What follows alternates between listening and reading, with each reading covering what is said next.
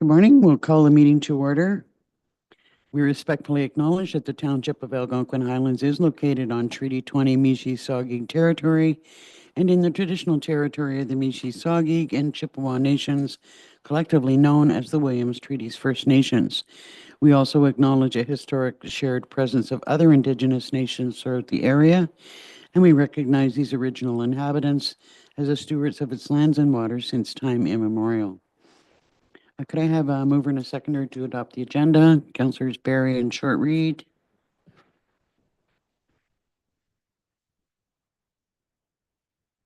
Moved by Councillor Berry, second by Councillor Short. Read be it resolved the November 28th, 2024 special meeting agenda be approved.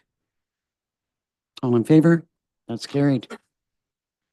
Just for the benefit of any of the public who might be watching today, this special meeting is set up for us all to have an opportunity to hear from our department heads the success that they've had with projects from this year and what their priorities are for next year, and council to be able to weigh in on that. So we're welcoming all of our department heads today, and we'll move forward. Is there any declaration of pecuniary interest or general nature thereof? Hearing none. We'll start with Public Works. Good morning, Mr. Thorne. Good morning, Mayor and Council.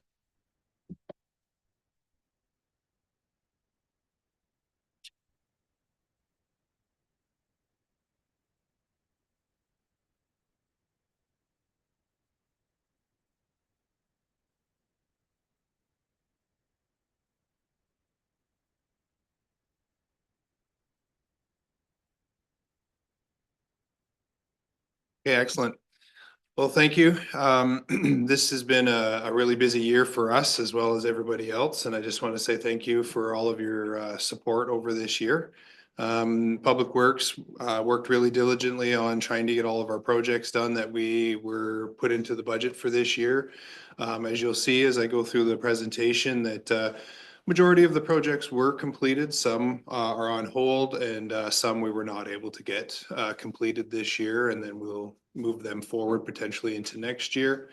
You know, in addition to that, there was a lot of projects that came up over the year that were out of the blue for us that we were able to take on and collaboratively work with other departments on, and some of our own projects as well. So in closing on that, just thanks again for all of your support throughout the year. Just before you start, Adam, so for council's purposes, if when Adam's going through any of the 2024 projects or that what's planned for 2025, don't hesitate to put up your hand at that time as opposed to waiting till the end. Okay, go ahead. Thanks, Adam. Thank you. Next slide, please. Excellent. So the Stanhope Municipal Airport will be our starting point here, and basically the completed projects that we were working on over the course of the year was the emergency runway and taxiway lighting. So what took place there was we had a company come in and take a look at our lighting and what needed to be replaced, whether that was just through failure due to age or snow removal operations, things of that nature. So they were able to come in and get majority of them replaced. There's still a couple that were waiting to be completed, but for the most part, it's been completed. The main floor renovation project, it is shovel ready. It was all put together. Just unfortunately, we did not receive the funding for that project. We did complete 3 fly-ins that were very successful this year. Great events to come out to.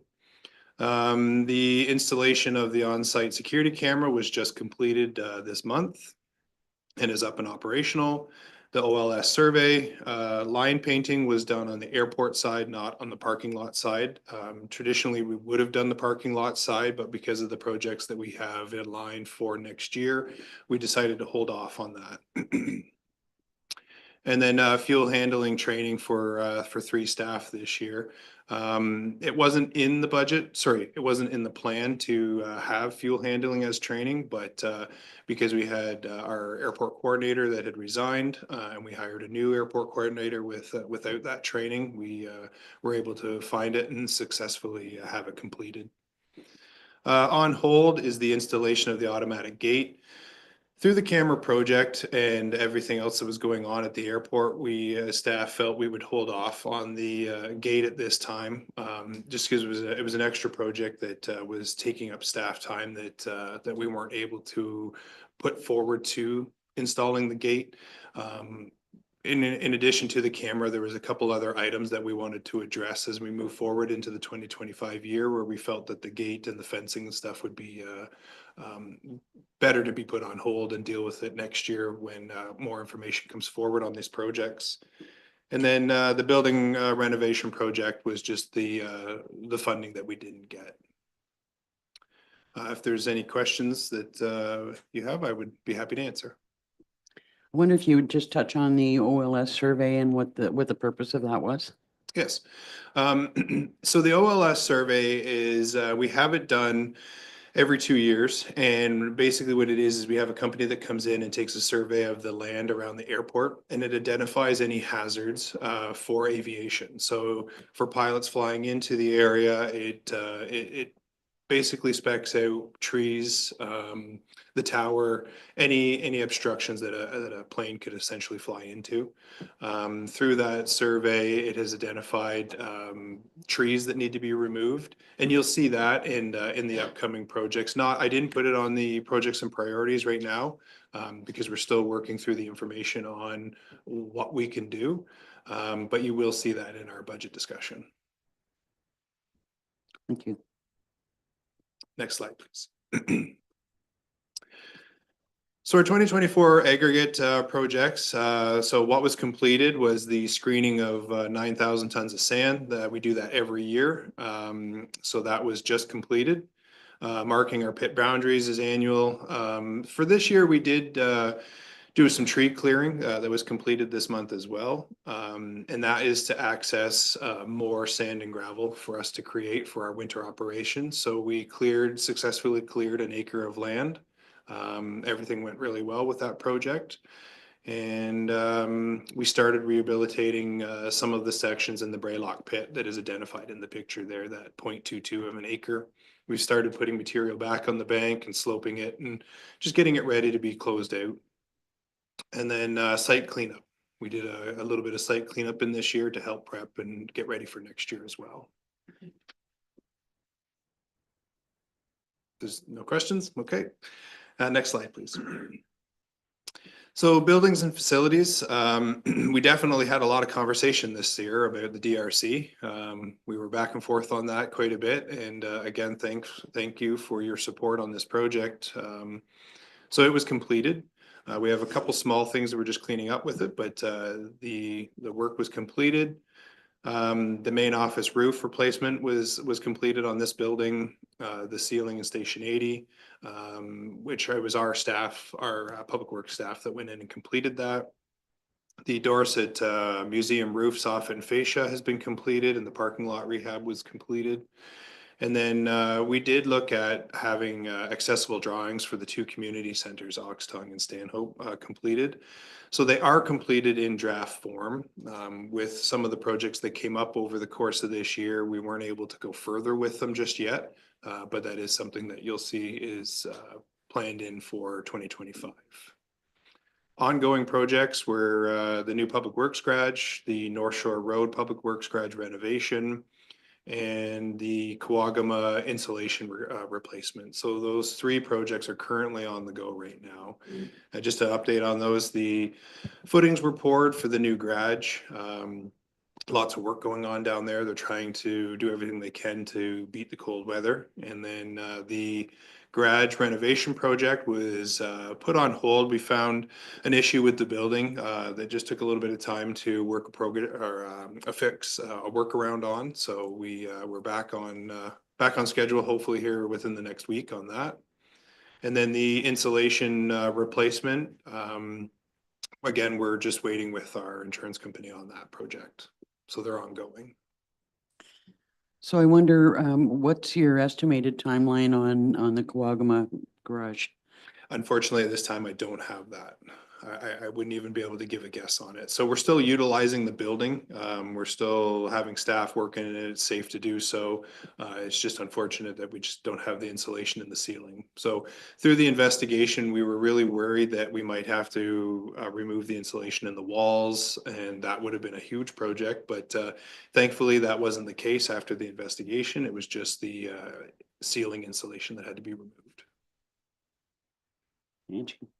Just want to clarify and add for Adam as well, is that it isn't us that's the holdup on it. We're working through the insurance company and they have issued the bids and things like that. So we're sort of at their mercy for when it gets completed. Any other questions on buildings and facilities? Okay, move on. Sorry, did you have?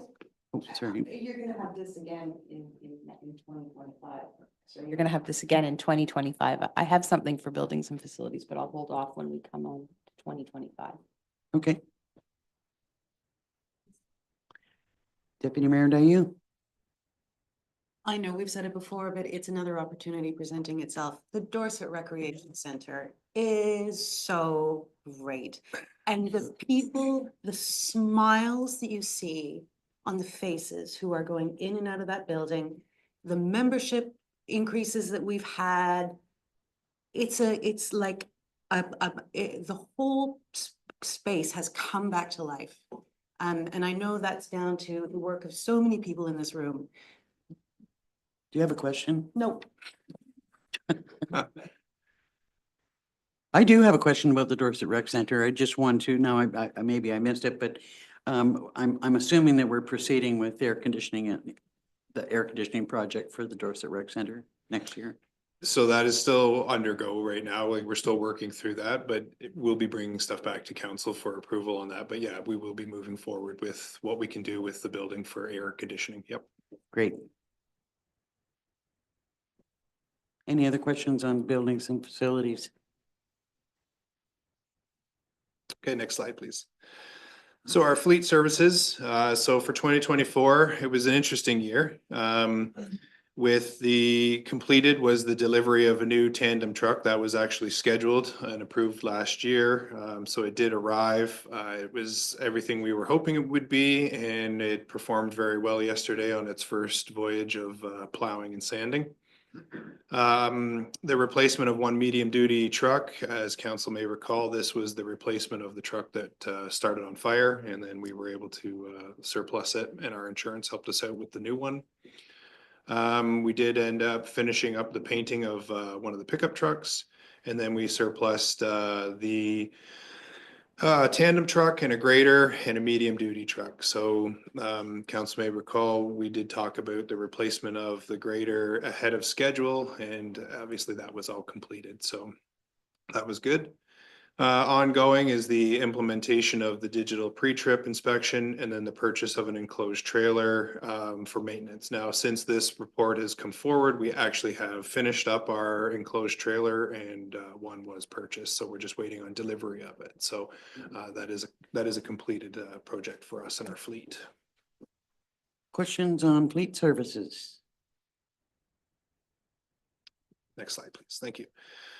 Transportation. So we got off to a really great start with our surface treatment. Unfortunately, we hit a little snag, and we were ended up on the end of the list this year, but thankfully the weather held out for us and all of our roads were completed a little bit later than we normally get, but they were completed. So that was Elmar, Airport Service Road, Dominion Road, Hewitt Road, Millwoods, and Jones. Now, keep in mind that council may recall when we spoke about this last year at budget time that Dominion, Hewitt, Millwoods, and Jones were we were waiting on them to do a warranty work.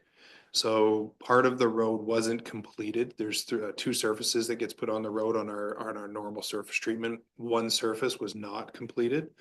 So we were waiting for the warranty work to be done, and then it was completed. So all of that was done this year.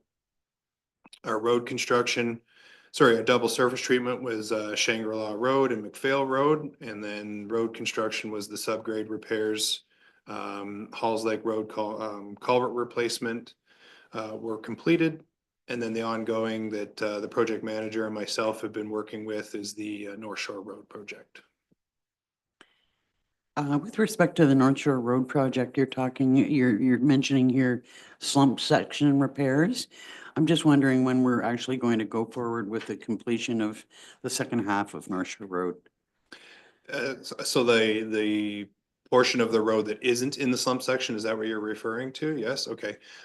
So I think it's in the slide a little bit later in here is that section of North Shore Road, essentially from Airport Road to Generation Trail. So we're looking at that for next year.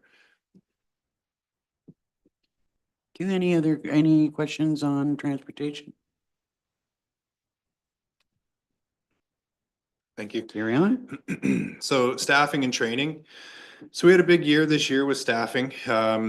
We had a couple staff that resigned, moved on and things of that nature. So we were able to successfully hire an admin assistant. And again, I can't thank you enough for the support of that. It's been very helpful this year. The hiring of a seasonal summer operator. So that's always ongoing. We do that every year.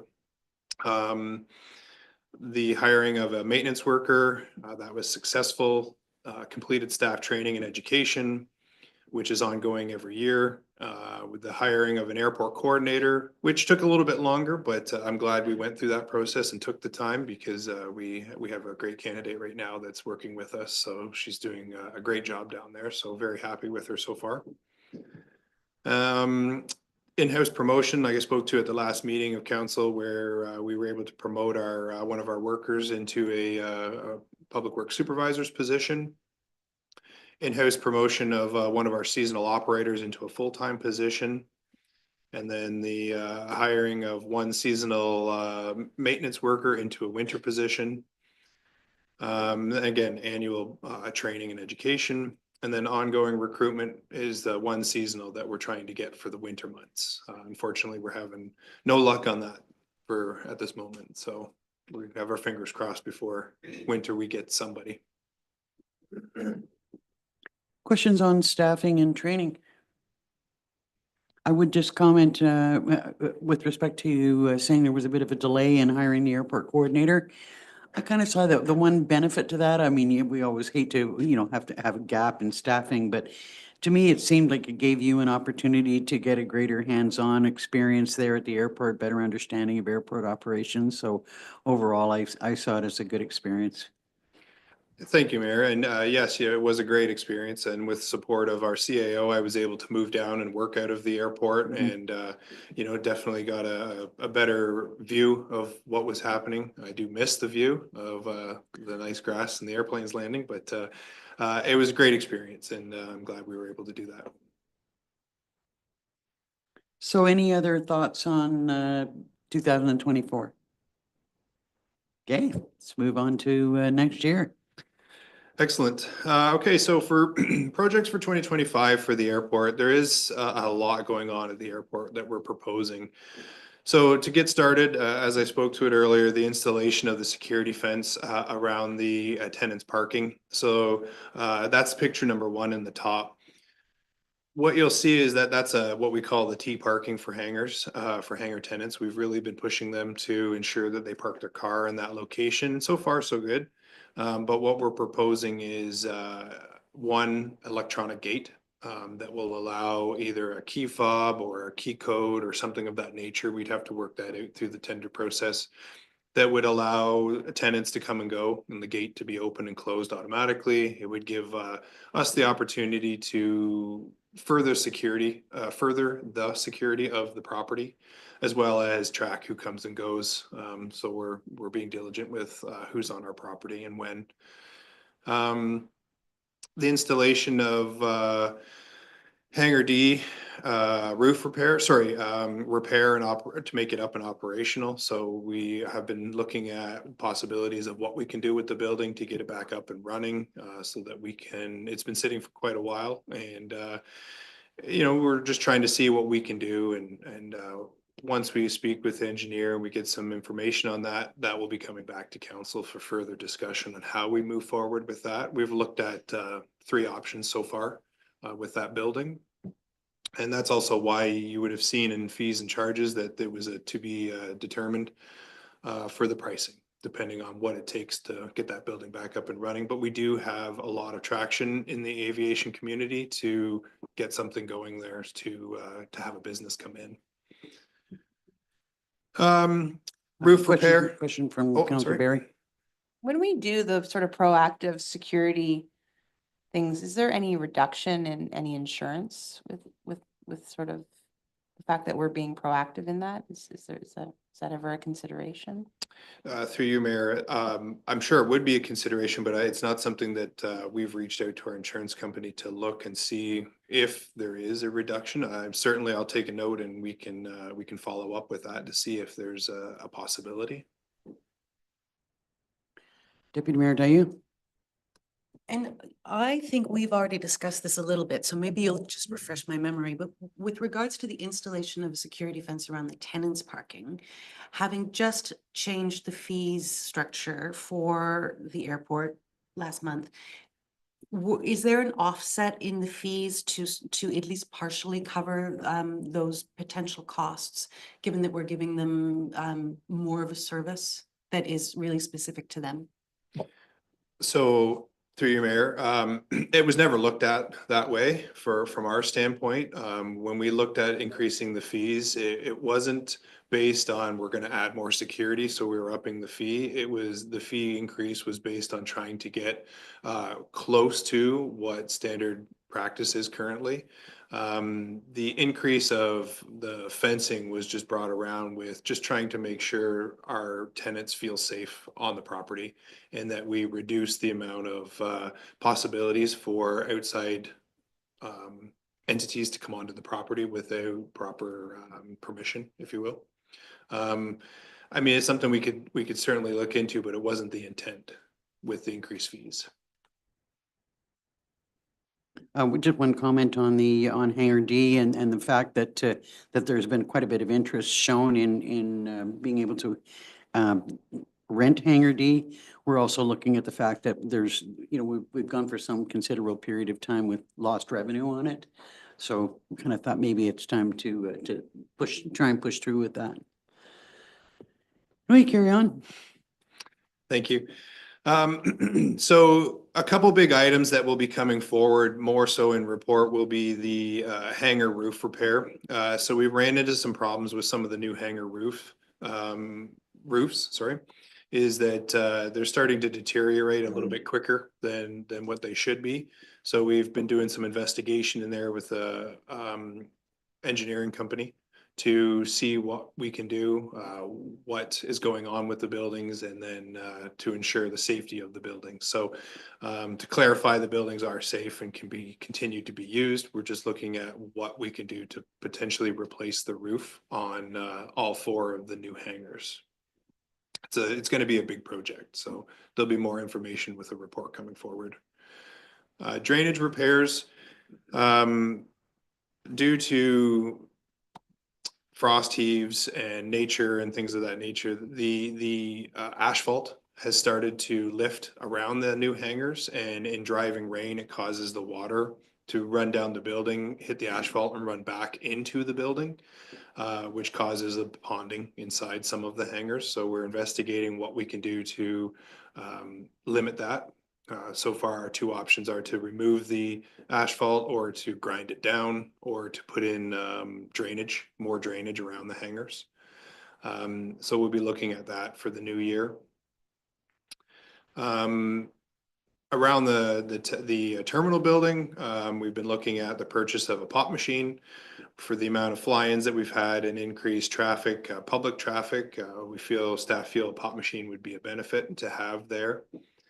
We've looked at companies to try and see if they would basically give us a pop machine and then we would have to purchase the material from them. But unfortunately, that's not really going anywhere despite our positive efforts. So we're potentially looking at the purchasing of one of ourselves and then stocking it ourselves. In regards to fly-ins, through the committee, we've talked about scheduling 2 fly-ins this year instead of the 3.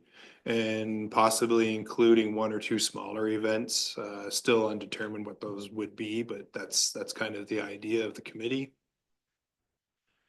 crack sealing the runway and taxiways, moving the above ground tank from public side to air side. So this is, if you've been at the airport, there's a big white tank that sits basically outside of the gate. We would like to transfer that to inside the gate so that it becomes a part of the air side versus public.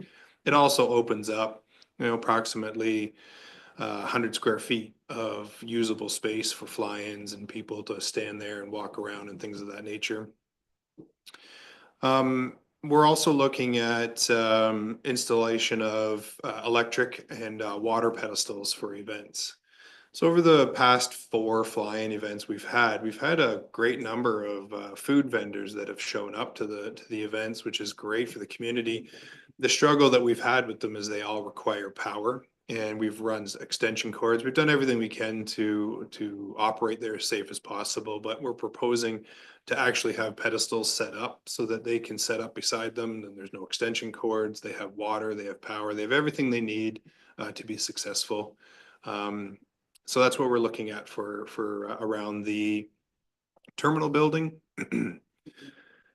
What else is on here? I guess and then I guess the installation of pedestrian gates. So there's 2 openings in the current security fence that's on the property that we would like to put gates up that can be opened and closed during events to allow us into the property. Council will call that where the cars go in and they park on the grass. This would just be a gate. Currently, there's a chain with flags on it, so we'd like to replace that with a gate. And then update the airport land use and development plan. One comment about the expression of interest for permanent on-site food. I was kind of hoping that we'd be able to move forward with that this year, at least to get that out there, giving, anybody who might be interested in it some time. I think that a lot of food trucks they're already planning for next year, so I don't want us to miss out on an opportunity, and that's one of the things that seems to be fuel and food for pilots seems to be a high priority, so we're really hoping to get something in place for next year. Any questions about next year's plans for the airport? Okay, hearing none, on with aggregates. Thank you. So 2025 aggregate is again going to be screening the 9,000 tons of sand, but this year we're going to be doing it out of 1 pit. The reason for that is typically we will do it out of 2, this year out of 1, and that'll allow us to perform maintenance in the other pit that we normally take the sand out of. We're currently just running out of room, so we'll need to do some work in there. And with the tree clearing we did this year, it'll allow us to take that winter sand that we need out of the Braylock pit for both yards. We'll be looking at the second phase of clearing another acre at Braylock pit, and that will bring us to the last location of material that we're allowed to remove from the property. And then rental of equipment to do rehabilitate the slopes and replacement of entrance gates on 2 of the pits. Questions?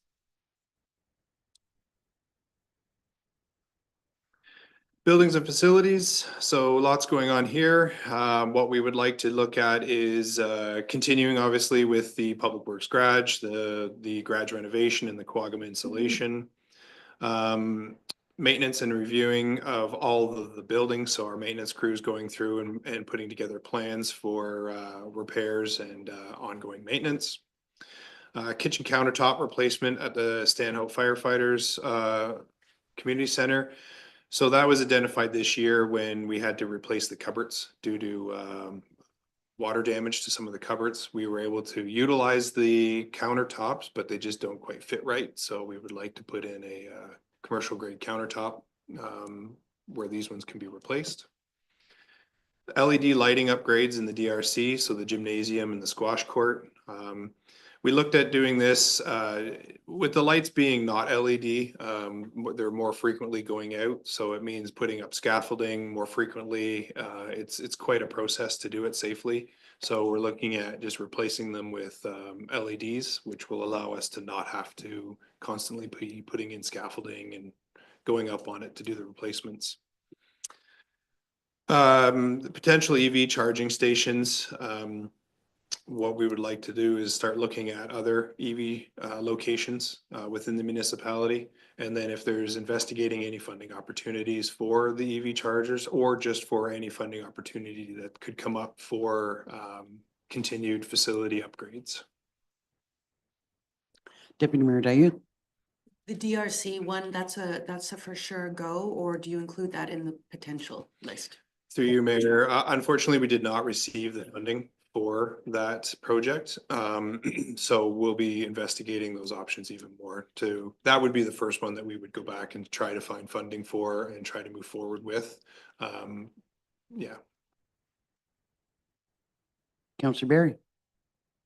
Just at my last museum meeting, it was brought to the attention just from the aging population of our volunteers and visitors of the museum. There's a request that will come through in their budget, but I just thought I'd bring this forward at projects and priorities. Just for a handrail when they're entering the museum, there's a bit of a step up. They're not asking for it to be an accessible entrance. They're just asking for a bit of a hand to get in. I don't think that there's a huge cost to that, but that's something. And then the sort of trail or the surface into the museum is just starting to deteriorate. They don't really have a staff attached to the museum, so I said I'd bring that forward. Through you, Mayor. So both museums have been notified that Scott, our maintenance coordinator, is their staff contact. Okay.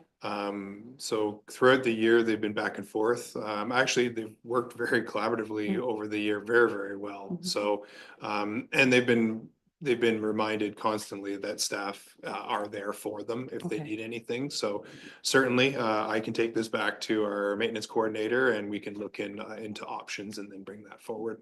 Yep. And it's appropriate for museum folks to contact him directly? So we've kind of, yes and no. I don't want to supersede what council says not to direct staff, but at the same time, sometimes it's just small items. We've allowed them to reach out to them for any kind of maintenance and things of that nature.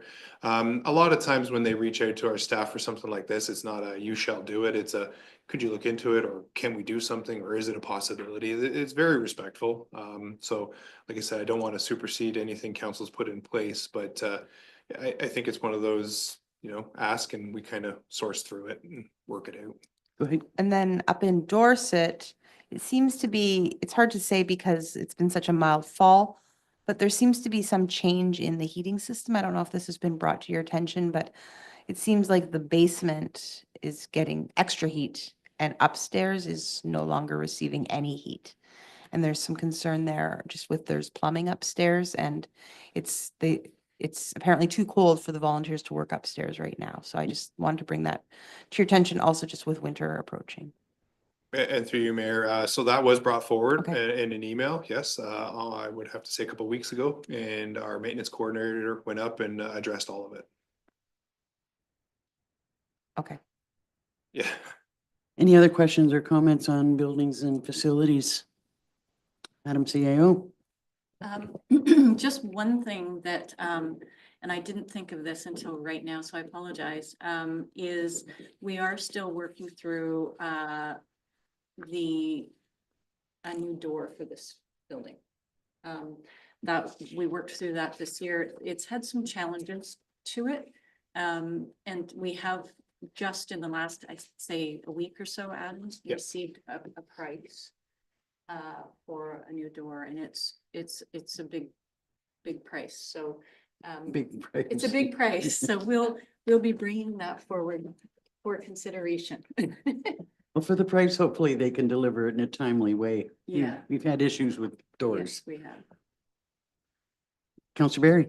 Just in regards to the museum, I know that staff have come and looked at it and worked on it, but it seems like there's still not enough heat moving upstairs. So I don't know if that could be followed up on with your end. Through you, Mayor, yeah, I can ask our maintenance coordinator to go back up and follow up with it. Sure.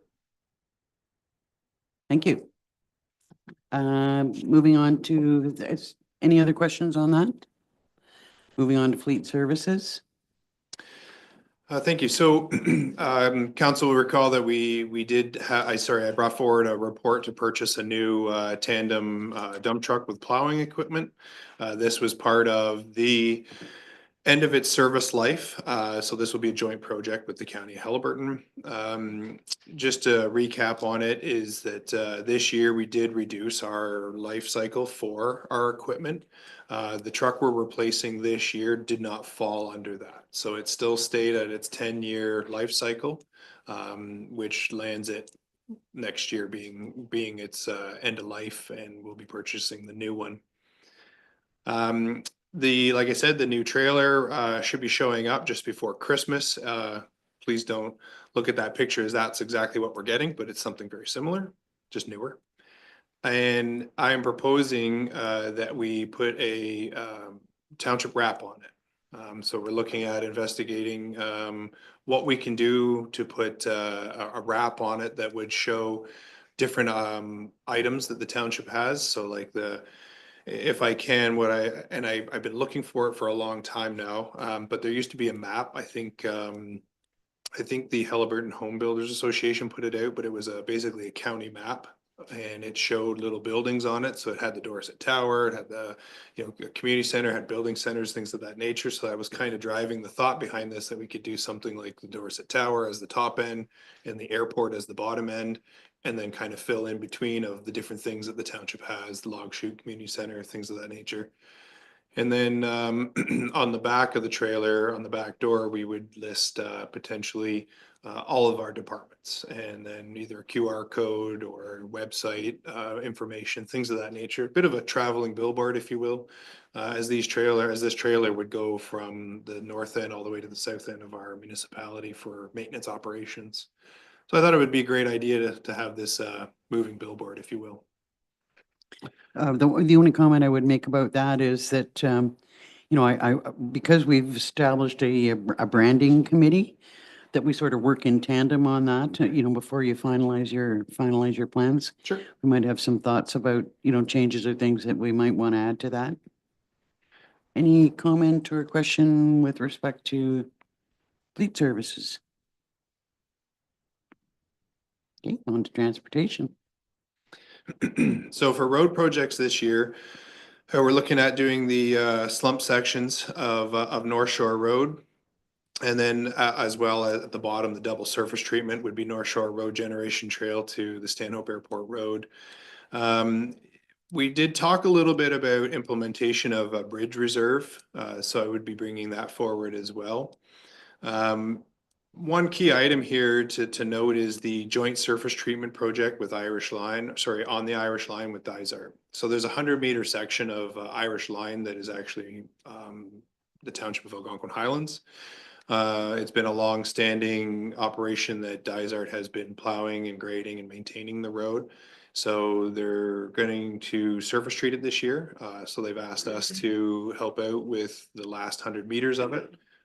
It is a very small sections, a very small cost to us that I'll be bringing forward. Also looking at the beginning preliminary work of potential parking plan in next year. We've already somewhat started a little bit on it, but we'll be continuing that for next year. Road surface treatment. So most of these, actually all of these roads land in our asset management plan and roads need study, as this is the year to do the road. So single surface treatment will be Braylock, Berry Line, and Heron Landing. Double surface treatment would be North Shore and Harvey Avenue East. Now, Harvey Avenue East will get potentially half of the road is double surface treatment, which means that we would go in and have it pulverized, cleaned up, put some gravel on it, and then surface treat it. And then the second half of that road, because of the way it was done prior to my sitting here in this chair, is only half the road was done. So it'll be a double surface treatment. One will get two surfaces, the rest of the road will get one. So it's kind of an overlay. So the whole road is sealed up. Deputy Mayor Dayu. The begin preliminary work for parking plan, are you referring to planning the plan or actually the beginning implementation of the plan? So from my standpoint of it was, there have been some roads that have been identified as having parking issues, that subsequently fall to me, Big Hawk and Little Hawk Landing. So I've just been focusing on those two. Go ahead.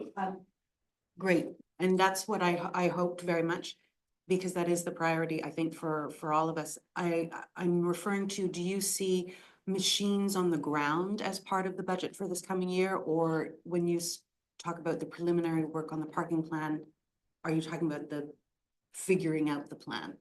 Through you, Mayor, it would be the soft part of the plan, essentially. No machines on the ground unless council was to direct to move forward with that, but essentially you would have to see what that plan looks like before we could move forward. I think it's safe to say on behalf of council that that is a project that is a high priority for us, particularly given that, that there are safety issues and there seems to be quite a bit of conflict in that area, and, it'd be nice to resolve that. My question would be, I see that that is also listed as, parking is also listed as a project under Parks and Rec. So I'm assuming that two departments are going to work together on that overall? And through you, Mayor, when we discussed this in council a while back, it was, the parking plan was kind of an overall municipal parking plan with some key items that were addressed right away, being Little Hawk and Big Hawk. And then our PRT manager, Chris Card, has also identified some landing parking issues. So that's why we both have it, because we're both going to work together on it, but separate, if that makes sense, kind of together, but we're both looking at our own departments in a sense and tying them in together. Councillor Richards? What would you need to develop not only the soft part of the plan, but actual implementation? Like, is that even something that could be considered possible through budgeting and starting work on the ground within 2025? So the grand scheme to things from my standpoint sitting here is the workload. It's a lot. Public Works has a lot on the go. I did speak about airport stuff. I've spoke about, the continuing projects that we have on the go. It is a lot going on in 2025. So, to say that we would be able to implement everything in 2025 for that road, at this point, I couldn't tell you, because I don't know what pricing is yet. I think it would all come down to what the cost to do a parking plan for those two roads are and what that looks like for workload for staff. I think it's too early to tell that or to give a true saying yes or no. Well, and we also have to access land in order to do it, which is hard to estimate how long that might take. Go ahead. Yeah, I certainly understand that, but given that it is a safety concern specifically in some areas, and as we've sort of mentioned before, there's maybe some minor things that we could do in the interim while working on a larger master plan. I'm just wondering if there are other priorities that are not as great a priority as the safety concerns that we have there, that could be put aside in order to push forward on it. Through you, Mayor. So the way that I looked at this was, for these two roads was, you're right, we do have to look at land on Little Hawk, and that is difficult because we've done that in the past and it's a lot of M&R property and we've already been kind of going through that process. On Big Hawk, it's a little bit different because we do own quite a bit of land in that area. So my focus for road side of it was both roads, but for 2025 was more so Big Hawk. Just because we have some knowns that we can move forward, where Little Hawk is the unknown is the M&R property. Councillor Richards, I just wonder if you're thinking about is somehow like widening or doing a little bit of widening on the shoulder so that vehicles can angle park as opposed to the way they're parking now. So, just something to keep under consideration. I mean, I know you've heard many times that we really see that as a priority and a safety issue. So, just for your consideration. Deputy Mayor Dayu, and did I see your hand up, Councillor Barry? absolutely understand that workload is a big thing. It's a huge department, lots going on. I do voice my support for what Councillor Richards is saying, and if in your onwards thinking there is something that we could relieve from 2025 somewhere else in order to enable more emphasis on something physical happening at the Hawks, I would support that analysis. Madam CAO. Rather than, I mean, staff will certainly provide the input, but is there something specific that council would be thinking about? Because of course, we look to you for the priorities. So if there is a priority, certainly we would welcome that input. Councillor Richards. I would agree with Mayor Danielson that widening of the angle parking sections would alleviate the pressure in the immediate short term. Whether or not that's possible based on your workload, I need to hear from you before moving forward with a grander master plan. I think that would show a lot think to they the can be done at community the same about this time. concern, right? I wouldn't say before we move ahead with a plan. I think we Yeah. can probably do both simultaneously. Mhm. And I apologize, I maybe didn't make myself clear there. I'm looking for, is there things that council, if we were to consider that, I mean, obviously Adam's put thought into how much work is in this presentation for next year. So if there is a request to put equipment on the ground for this specific area, is there something that council would be willing to say, okay, don't worry about that for next year? Because that is the reality at this point. Deputy Mayor Dayu. Well, I'll take that, and without wishing to deflect this in any way, I do recognize as I look through the list, that there's a lot here that is attached to the asset management plan and things that have to get done in a certain order, and I struggle at this minute to pinpoint knowledgeably what can be taken off. I don't think it would be an easy thing at all to figure out what could be taken away from what's been listed.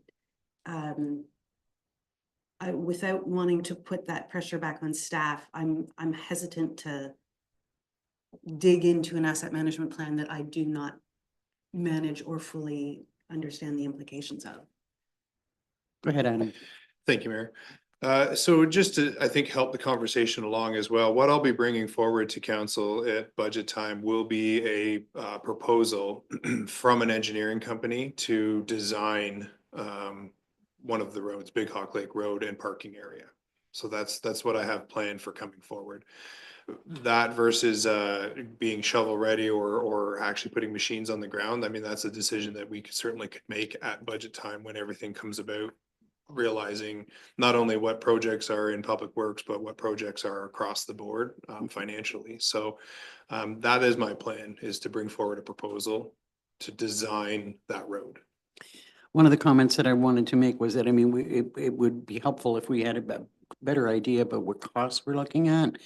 And if in fact we can find some leeway, not necessarily just in Adam's specific department, but across the budget overall, that, it's possible that if we can find the financing for it, I mean, maybe we have to contract it out, if it's too much, physical work for our staff. I know it would still take some management responsibilities, but I think, we'll know better during budget discussions. But, in the meantime, I think that Adam's heard loud and clear that, it's a very, very strong priority for us. And the sooner we can not only do the planning, but some initial work, as Councillor Richards is suggesting, to ease things up even a bit. I have to say, I guess at this point,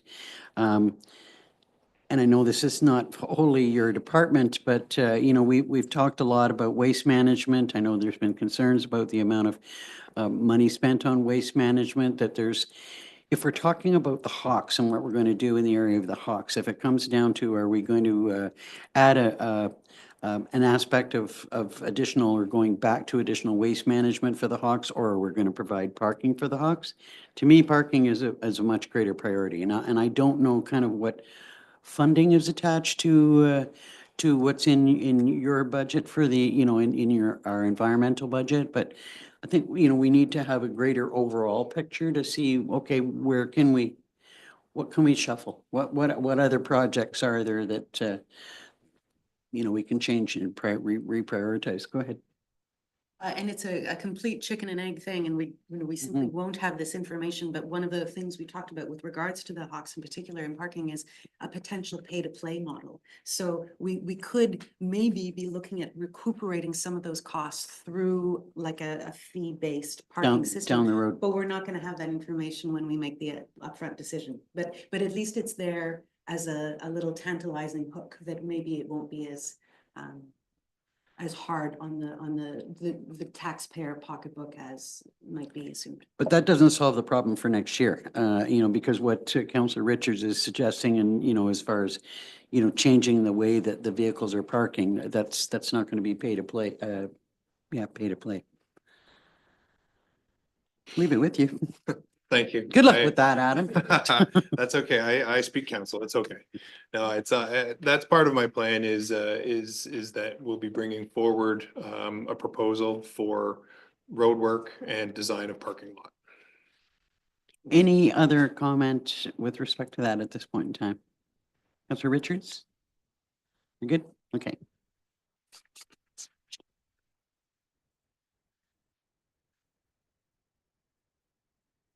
So the last on my presentation, certainly not the least, is the staffing and training program, our project, sorry. So the highlights here for this one is the hiring of one seasonal operator. Again, this is annual. I like to always add this in that we do hire seasonal workers, and that they are highly needed. So one will be for operator and one will be for the maintenance department. The new one for this year would be proposing the hiring of a new position with us. It'd be a roads foreman. And I want to touch on that a little bit with council today is, council will recall we had two supervisors, one in the north and one in the south. And when we were looking at the retirement of the staff and moving staff around, it was really looked at that we could potentially do it with one supervisor. And currently one supervisor is working. What we've recognized though through the process is the amount of work that's been put on one supervisor, and that has unfortunately been slowly moving its back up to my workload as well. And it's not a reflection of the person we hired. They're doing absolutely great for us. But what we're recognizing is the distance, the distance between the 2 yards, the distance between the work that's been done in, say, an Oxtongue Lake Road or versus an airport or Stanhope Airport Road. We're recognizing the distance for plowing and sanding operations. And then holidays, when people are away on holidays or sick and things of that nature, it's a real drain on our supervisor and our manager. So we're looking at the hiring of a foreman who would work below our supervisor, and they would be more on-site projects. They would be patrolling. They would have their snowplow route as well, and we see a huge benefit to having this position brought forward to us for next year. Councillor Barry? Sorry, you said that would be across the entire township. It would be a supervisor for, sorry, through Mayor, it'd be a supervisor for public works that would work across the entire township. They would have a designated start point, like all of our staff do, but they wouldn't be limited to one location versus the other. They essentially would go where the bulk of the work is. And to further that, we implemented that this year and a little bit last year after our supervisor in Dorset retired. We implemented sharing that staff so that our Kawagama Lake Yard staff will sometimes be brought down here to work, and we make that as efficient as possible. And it's worked out really well for the amount of work and the amount of travel that each staff member has to do in a day. But we're just recognizing we do need a little bit more help. With respect to the seasonal operator, both summer and winter, is that a repeat of this year? Or in addition to what we did this year? So that's a repeat. For the past couple of years, we've had seasonal operators for summer and winter. Sometimes it works out and we get somebody, sometimes it's the winter time that's the hard one to get.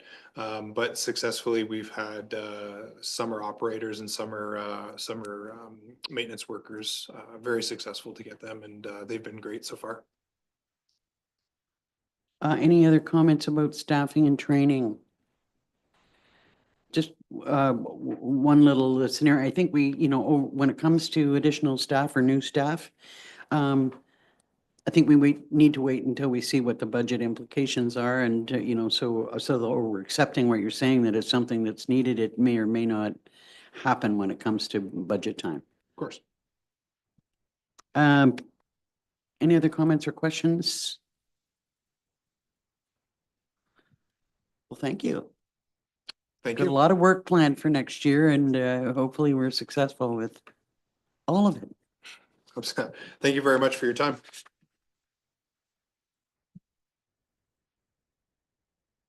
Next up is the Environment Department.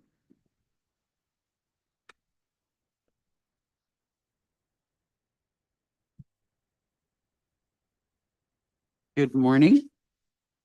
Good morning, Mayor and Council.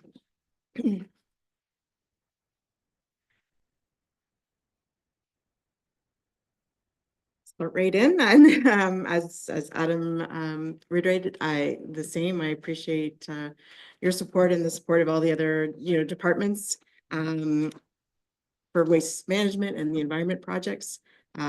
It's a one-person department, but certainly is a huge team that make it work. So I'm always appreciative for that. Sorry.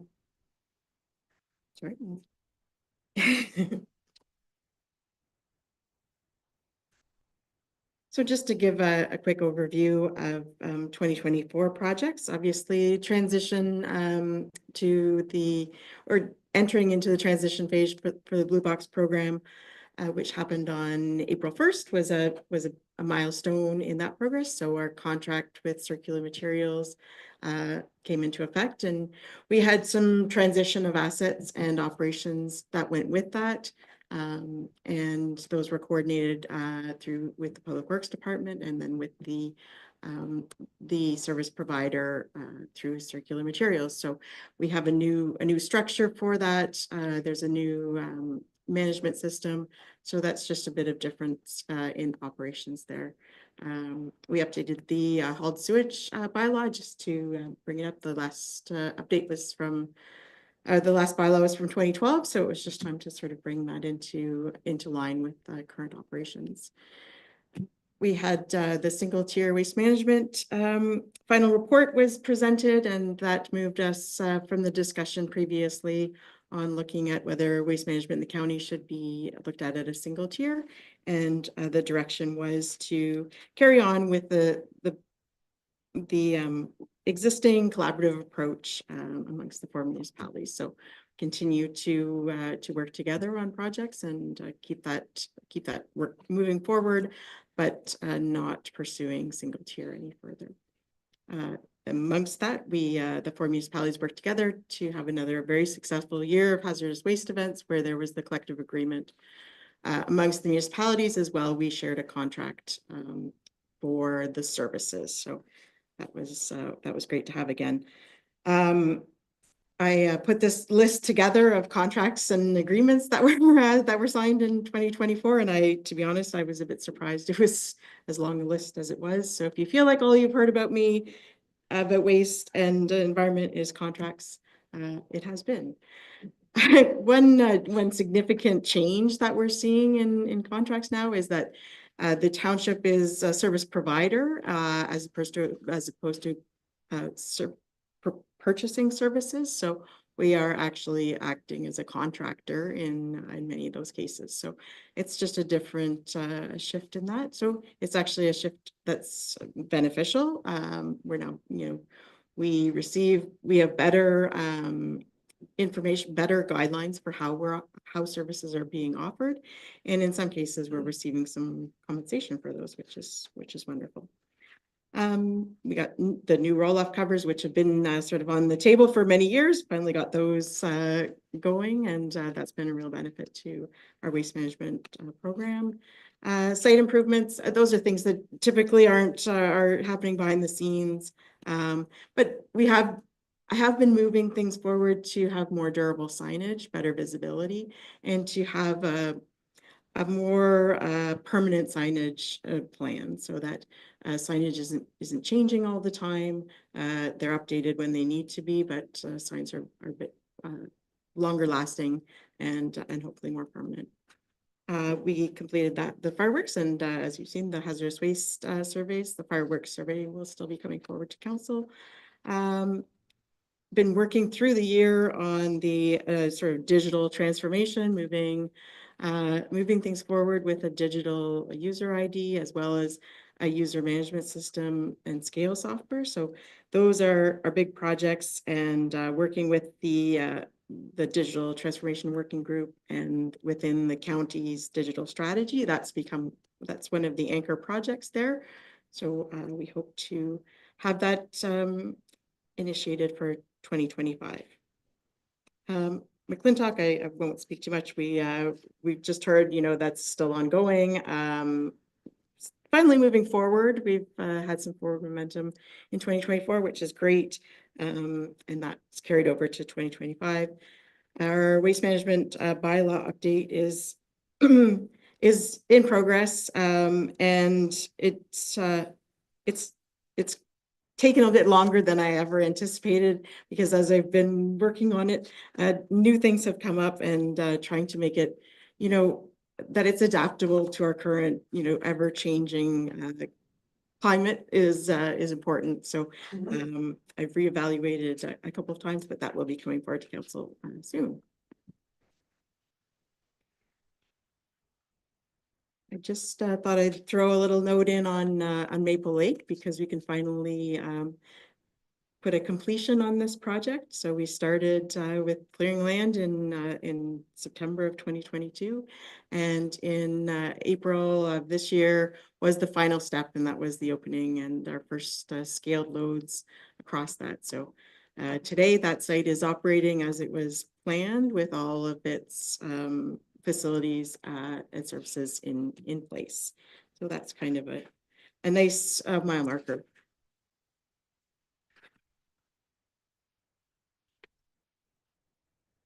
And move on to 2025. Any questions on any of the 2024 information? Okay, on to 2025. I've just given sort of an overview of the priorities that have been identified for 2025. Most of these I'll talk about in more detail as we go through. So this was just an overview there. Obviously, top of the list is always reducing the amount of waste that we generate and reducing the amount that we're having to landfill. Improving our customer experience, and then managing our programs and meeting our delivery needs. And environmental compliance gets the little line at the bottom there. That's the overarching aspect to everything in our environment department. That's always the first consideration there. So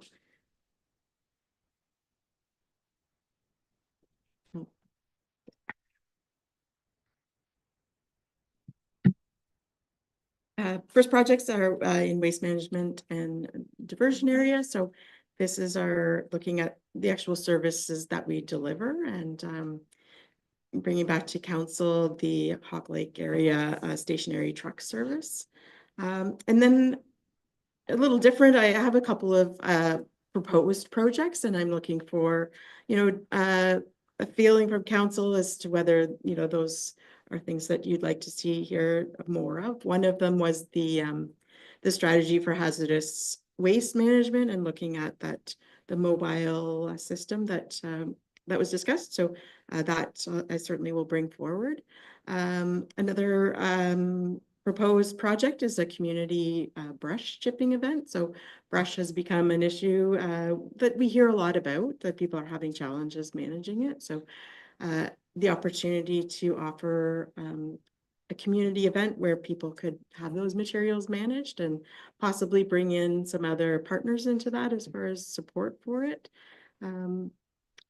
it's a, it's not, it's a cost to it, but there is the opportunity to offset that with the revenues that we receive from managing that waste at the sites at other times. So this would be not ending our current, brush program at the waste sites, but this would be an addition to that service. So I would certainly welcome feedback from council if that's something you'd like me, to pursue further and to bring back to you.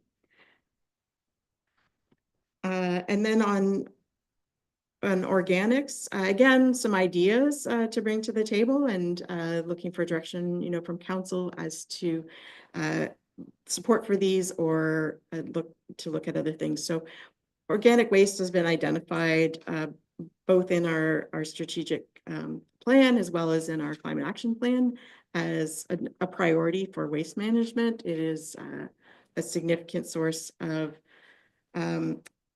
greenhouse gas production, and it's also a significant aspect of our landfilling capacity.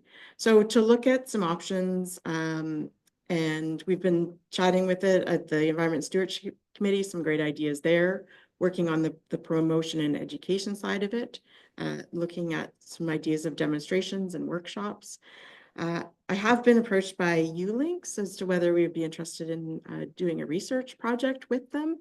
And that could be engaging that, that student group to bring them on board to look at what opportunities there may be available for a rural area like ours, smaller scale, within the guidelines. These are some of the things that we just don't necessarily have the resources in-house to bring together all of those. So it may be an opportunity to work with them there. Council would be interested in looking at that. So and the other aspect is whether we want to look at the food cycler program and bringing back a program expansion there. So I will leave those with, as I say, for considerations, and whether you would like those included in the budget for 2025. Deputy Mayor Dayu? Certainly at the Environment and Stewardship Committee meetings, there's been a natural tendency to look at organic waste diversion as a key part of what we want to do. We've got, as Melissa said, communication materials. There are lots of little plans in the works.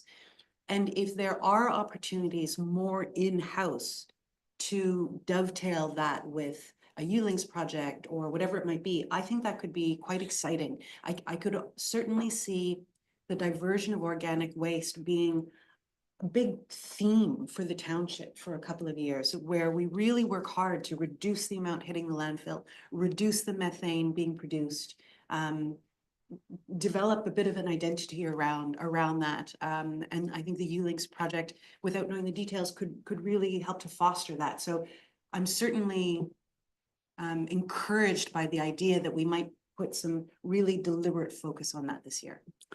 One of the things that I see in this is that to partner with ULinks and work with them on a project it ties very nicely to our strategic plan about partnerships and moving forward. I would ask, when you talk about demonstrations and workshops, is that included in the ULinks project, or is that something separate? And I'm wondering how you see demonstrations and workshops going forward. Like, is that the committee that's going to be working on that? Is that the committee directing you to do that? How's that work? The ULinks wouldn't necessarily be a part of the demonstration site workshops. They it would be more a research project, so not necessarily hands on the ground with anything, but putting together a plan, which I mean certainly could include those things. But demonstration sites and workshops were ideas that came up in the Environment and Stewardship Committee.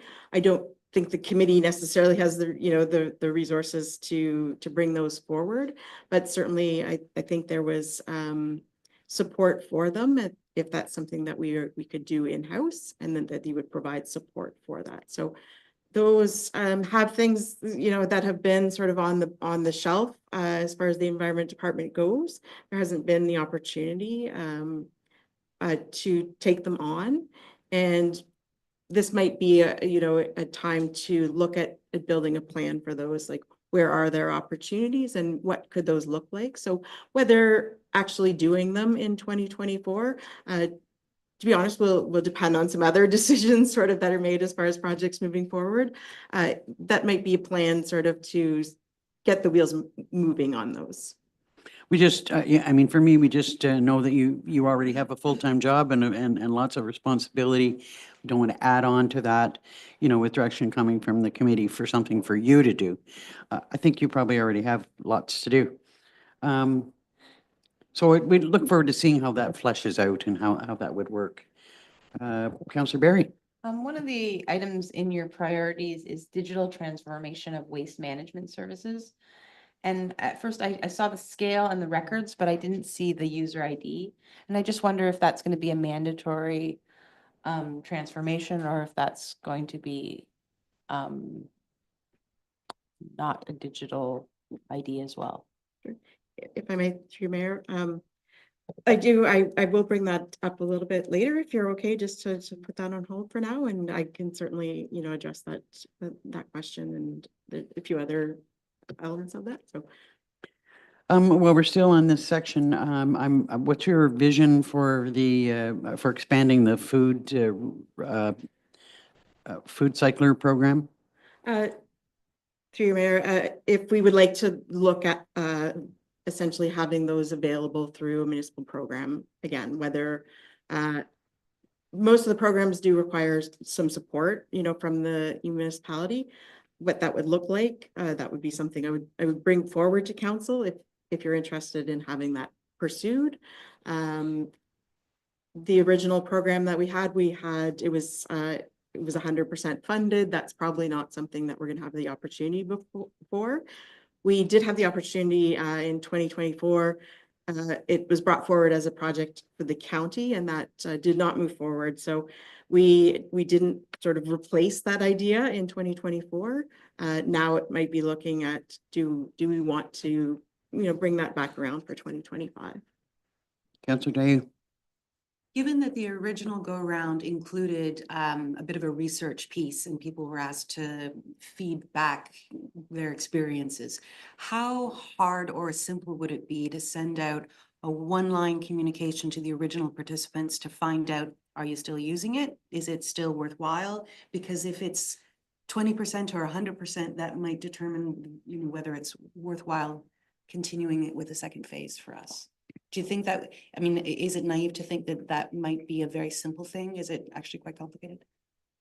If it may, it certainly has a possibility. We did, the people who participated in the initial pilot program did have to complete surveys and that sort of thing. So we sort of have the infrastructure available there to reach them. It certainly has been something, I did have at the fly-in the fall. I had a food cycler there. It certainly was a hot topic of conversation and people were quite interested in it. I would say there's still interest in the program, but I'm happy to put some research into that as far as what people have had those units now for we're into 3 years now, to see what the longer term effect of it was. I could see definitely promoting the program if it turns out that, if we could see that it was over the long term well received. I know that, we heard some information at the county level that there were, some dissatisfactions with them. Other people were pleased. I wouldn't want to see us financially subsidizing the program. I just don't think that it's fair to subsidize specific people with, financial benefits and not others. Any other comments on that section? I really do like to see, continuing to explore opportunities for collaboration with both the county and the other municipalities, because there's been a lot of really positive things come out of the working groups that have been established, and I'd like to see that continue. Other comments? Okay, on to site management. All right. On the site management side, there were a couple of projects that were not completed in 2024. These were sort of infrastructure projects and some improvements to our reuse centers, and the development of some covered longer term storage areas. The storage areas that we have are fairly temporary, and now that our infrastructure is a little more solid at Maple and Dorset, bringing in some longer term storage options for there. So those are a lot of the site management work for 2024 is looking at improving the user experience, and then looking at incorporating things into our sort of continuous improvement plan for materials management and collection areas. And the benefits there are that those create some efficiencies, less staff time on day-to-day operations, which hopefully gives some opportunity for longer term, larger projects, when there isn't so much work on a daily basis, that we can do things that that have a bit more longer term impact. So that's sort of the focus there. Extending our security monitoring to additional sites. So we do have security monitoring at Maple Lake. It has been effective and it has been very helpful, and not necessarily even from a security, but just to be able to see, when activity is going on at the site, when it's closed, for example, when we have contractors in. It does save me in particular some time and not having to necessarily travel to the site to ensure that a gate is closed or something like that. So it's not necessarily just security. It's just remote monitoring, I would classify it as well. And I don't know if it's a necessarily good. It is great. It from a security perspective has been very helpful. We have had some incidents investigated and charges laid by the OPP. So the security certainly allows that to be possible. So that's that's something I'd like. As I say, it's fairly inexpensive and easy to extend that system to other sites. Review and replacement of the solar infrastructure at the Dorset transfer station is a little bit larger financially commitment to do, and that's really taking a look. That system is about 10 years old. In 10 years time, when that system was put in, I would say solar systems, had been in place for a long time, but there hadn't been any, significant technological advancements in it. And there really has been a big leap. Solar power has really jumped in the uptake and the number of people who are now operating off-grid systems. So there are some good improvements that have been there that would certainly help that system to run more efficiently and ideally a little bit less hands-on. So not to have so much staff time there monitoring, putting in things like remote monitoring, which not only can be monitored by us, but could be monitored by a technician. So that's something I would like to bring back to council for budget consideration. And then the others on there are just continuous improvements. So continuing on our plans that are in place to look at bins and bunkers, improved materials management, drainage, erosion control, and then signage and traffic controls as we've been working on already. Questions on site management? Seeing none, on to data management and systems improvements. Thank you. I will address your question here. Just to give a bit of an overview, this is implementation of the priority scale software, landfill user management. Landfill user management ties in the digital ID. And this is being able to capture usage data, time of use, location, so that we can use that information to have better decision-making, essentially, moving forward. It's difficult at this time.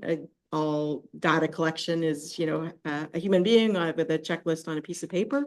It's difficult to know whether that's always consistent, and it's difficult to increase the amount of data that we can get without having a significant increase in the amount of effort that's having to be put into it, time and management. So having those digitized makes that process much easier, and we can gain a lot more from it. Records management provide part of the municipal strategy into records management. So environment will be onboarded in 2025. So that will just be a bit of time moving into that. In regards to your question, as far as digital ID cards, it won't be the only option. It is an option that will be available to everybody is the idea, but certainly no plan to, at this point anyways, to, get out of having a physical card or something along those lines. So. I guess I would want to know just a little bit more about the digital user identification, what the implications of that are. Thank you. Happy to address that. It's actually a request that's come about from our residents who are, quite often using a mobile device as their method for ID, whether it's a gym membership or a loyalty card and that sort of thing. So people are certainly looking to move away from having to keep track of a physical card, and a digital ID is a way to do that. So it's just a method to another method that people can use for that. So it's something that's secure, as opposed to, taking a, it's not a picture of their paper card. It is something that would be secure, and it would be, tied to their property. So we'd be able to have an identity essentially, tied to it, and we can collect information, for example, so we would know where people are coming when they come to the Maple Lake site. How, where are they coming from? Are people from Oxton coming to Maple, or Maple to Oxton? We could be able to track some of those metrics anonymously. We're not looking at individual data, but as an aggregate data to get some information. We can look at time of, maybe time of day, when traffic is higher or lower, and that might maybe make some assessments of staffing and things based on that. So it's just generating that database of information that we have to contribute to decision making. I can see how that information would be helpful, and to be able to track it would definitely be helpful. I'm just, concerned that it's not intrusive in any way on the users. If I And may, I sorry, think I wouldn't see it. The idea is not to change the user experience, other than maybe instead of showing a card, you would show your phone. Councillor Berry. And I mean, there's lots of people that don't have the interest in using a phone. So they wouldn't be denied access to any of the services. Or if they didn't want to digitize their ID, they wouldn't have to. And yes, so the idea of having a physical card, it's still there. The change would be now, instead of just showing it, the attendant would be able to validate it. They would have us to be able to scan the card and to be able to collect that information. So essentially by just scanning the card, instead of currently, the attendant takes a look at your card, asks you, what you have, and the information is recorded on a piece of paper. Now, essentially, they're scanning a QR code or a barcode or some system of data capture to collect that information digitally. And then it can be tied to things like time of use and things like that. And it, has the capability, in the future, if the council wanted to look at, changing limits as far as the amount of, waste per week or per year. Minden Hills has gone to a bag account per year. It gives the opportunities to do that, and not necessarily right away, but the capability is there in the future if that's something that council wanted to look at. Whereas currently we would have no way of tracking that sort of thing. Deputy Mayor Dayu. In the meanwhile, I wonder, are there plans in place when you write on that same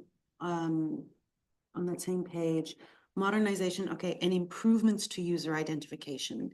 Does the improvements piece include potentially looking at what we've heard from a couple of correspondents who have said, you know, I've got 5 kids, I own the property, I have 5 kids, and whenever they go home after their weekend at the cottage, they take a load of garbage to the dump, and I don't have any way of proving that they are with me because they've can't take my card because you know the correspondence I'm referring to. Do you think this year there may be some scope to figure out a way of enabling complex households easier access to the dump? Is that to the landfill? Is that what you meant by improvements to user identification? If I may, through you, Mayor. Yes, that certainly is one of the improvements that can happen there. Because now we're able to, we have a way to sort of manage that card system, that identification, as opposed to, a physical card, which one is not as easily distributed. So a digital ID, and these will come back to council, how many do you want to have a limit? How many IDs, a property can have?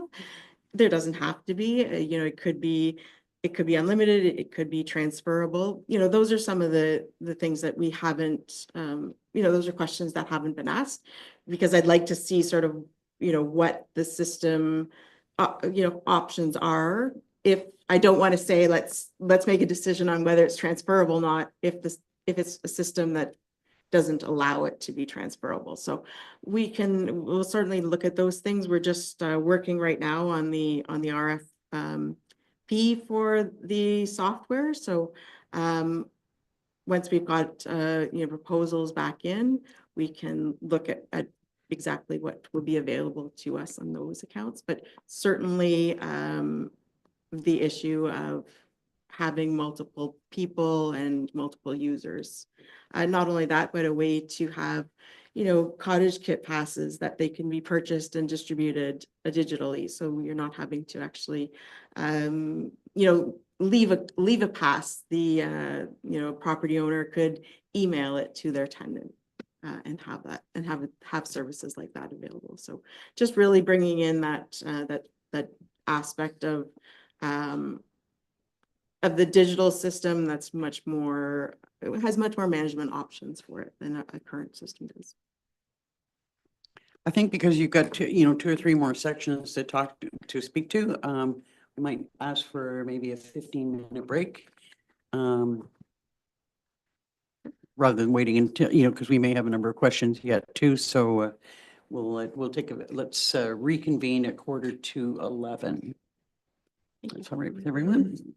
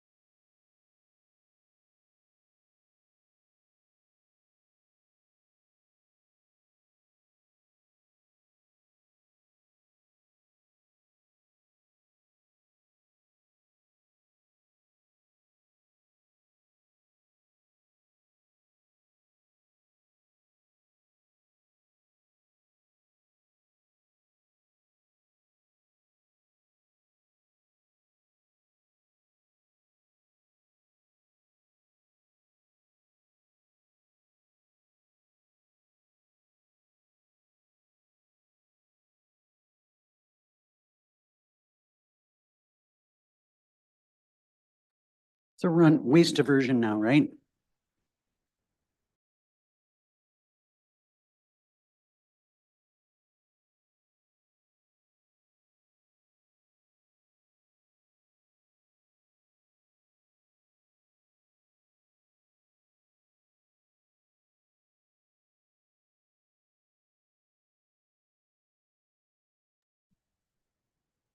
Welcome back to the open meeting, the continuation of environmental department's projects and priorities. Thank you. Carrying on with the Environment Department. Just we're okay to move on from the digital ID and that. Any other comments on that? Okay, yeah, carry on. So next, looking at waste diversion and recycling. And, these are the less sort of public facing sides of things. We still have the final sort of steps of the Blue Box transition. And so the transition period, which now ends as of December 31st, 2025. So at the end of next year. And that will require some contract changes, not anything significant, but it's no longer a transition contract. It'll be a full regulatory contract with all of the requirements of the regulation incorporated in that. I don't see any changes to our operations other than the plan for the non-eligible source Blue Box materials. So that, as I've brought forward before, will be a significant conversation this year of how we want to manage those materials and what council's approach is for those. You did say the transition period ends 2025. This is 2026. That is a typo, my apologies. Okay, so it is 2025. Yes. An overarching, sort of need for information of our use of our system. So part of the non-eligible source Blue Box materials management that we've identified is looking at, how much Blue Box material that we generate from municipal facilities, how much we're managing there. Plus looking at an auditing program that takes that into account. This is to develop an auditing plan, not necessarily to begin doing audits in 2025. Although some, as far as like I say, with the non-eligible, some may be required in 2025. But looking at a more wholesome strategy, so we can have some metrics that we can track over time that we haven't been able to capture yet. So just so we can see if we're putting programs in place, what the impacts of them are, and then to be able to evaluate based on those. And then promotion and education, sort of an integral part of environment operations and ongoing all the time, but looking at educational opportunities in community events in 2024. I attended the fly-in events, whether looking at continuing on with that or other opportunities in the past,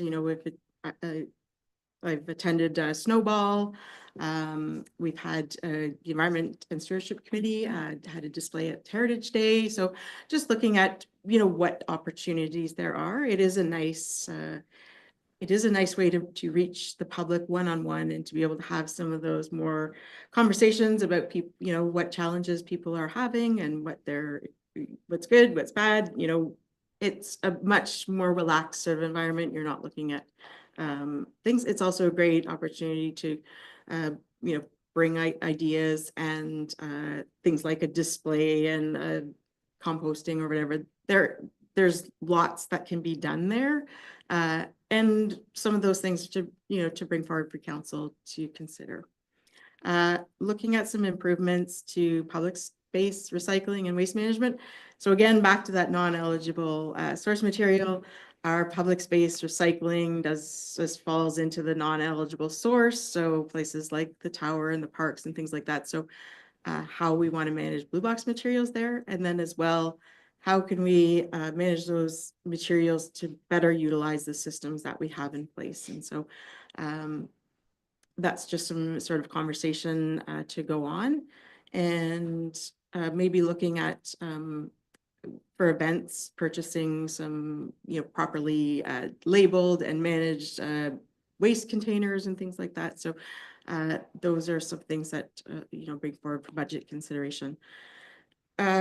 This is not a budget item or anything, but support for the waste management needs of the short-term bylaw was just something I wanted to mention because there is a requirement in the licensing process for property owners to provide a waste management, plan. It's not you're more familiar sort of with the regulate or the bylaw than I am, but that's just to get an idea, what are you going to be doing with waste that your property generates? So I suspect that there'll be some public education just needed to help renters with that. Questions or comments? Seeing none, carry on. This is like the elephant in the room, the McClintock Lagoon. We've talked about obviously many times. I sincerely hope that we are going to have some resolution, at least to the question of purchasing the land there in 2026, and then bringing that to council to make some decisions on how you'd like to go forward. So that's the background. In the meantime, we need to be ensuring that the current systems are operating well.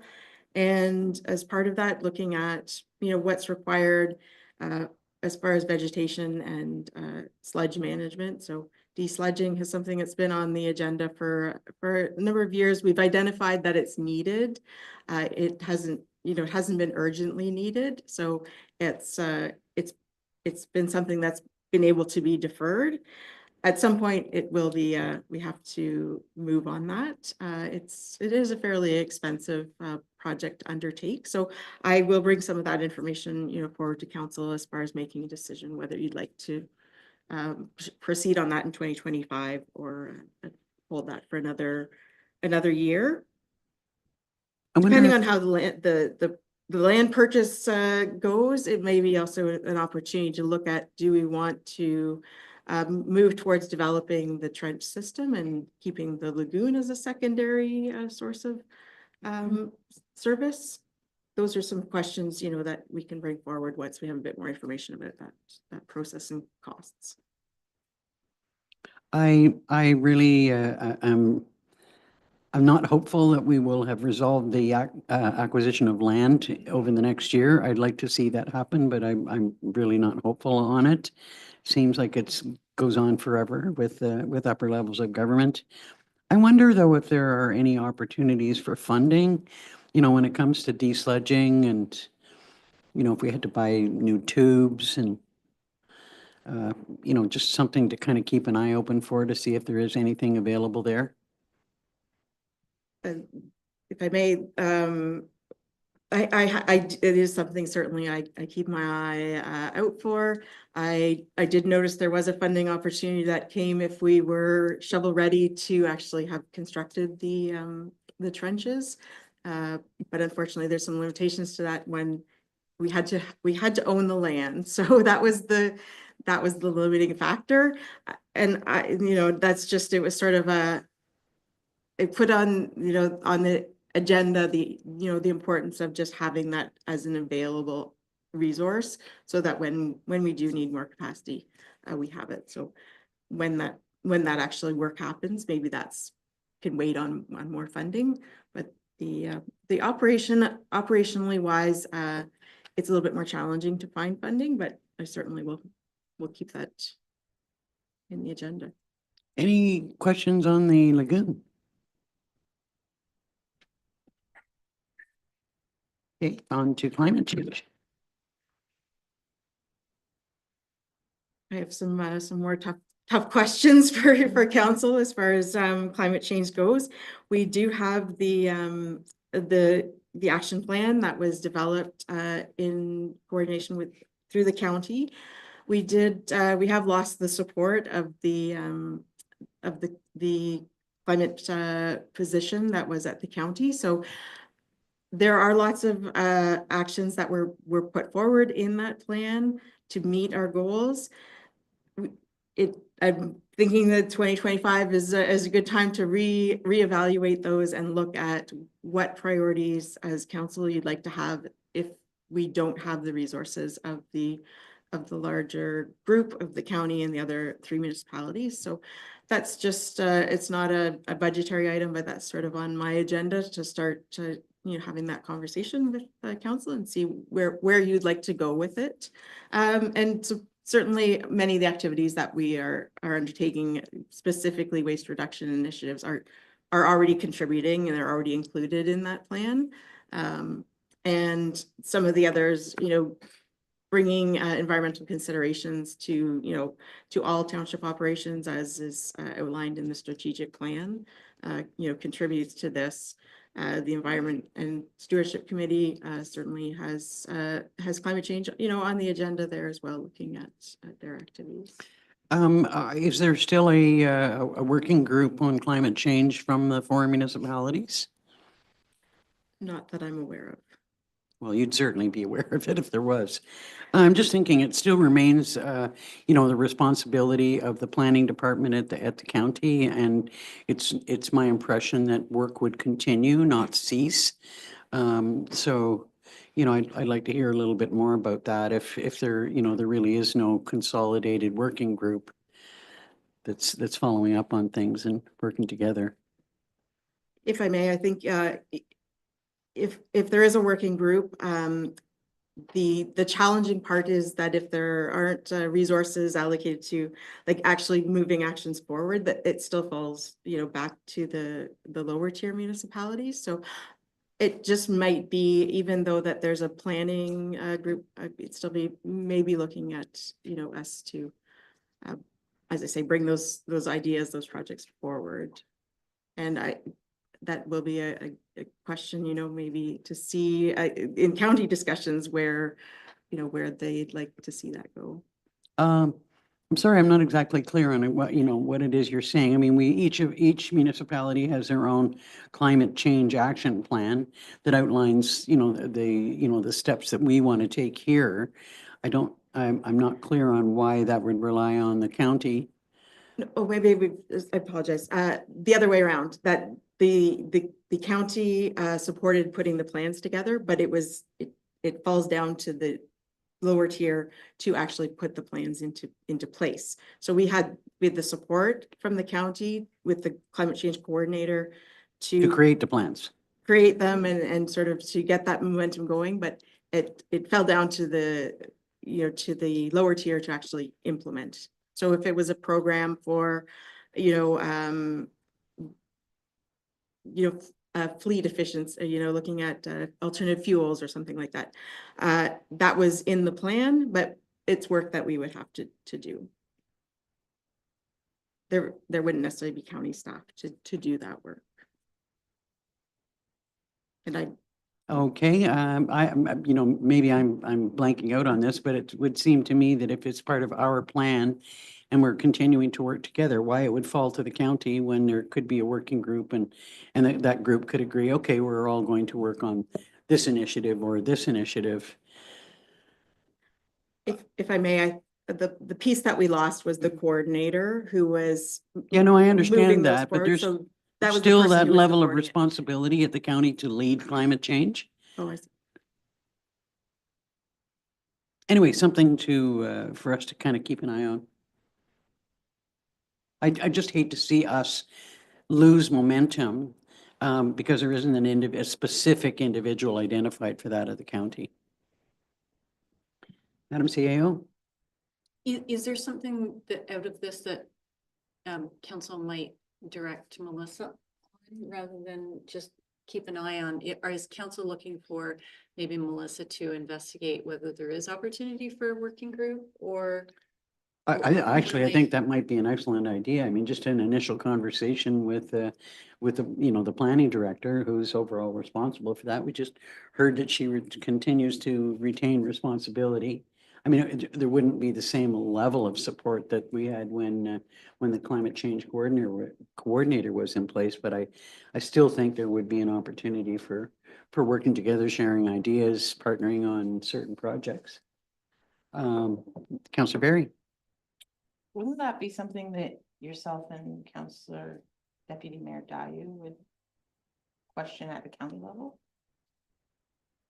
I mean, either way, I mean, it's an easy enough thing for Melissa to contact. I mean, it's just sort of like peer to peer, just to say, you know, is there any plan for that? Yes, we can. But there's no one in that position. Who would? There influence- is a person who is responsible for climate change at the county, and that's the planning director. Okay, I thought it was Corey. but- Well, since Corey's Okay. gone, she assumes responsibility. Deputy Mayor Day, you did. Okay, where does that take us?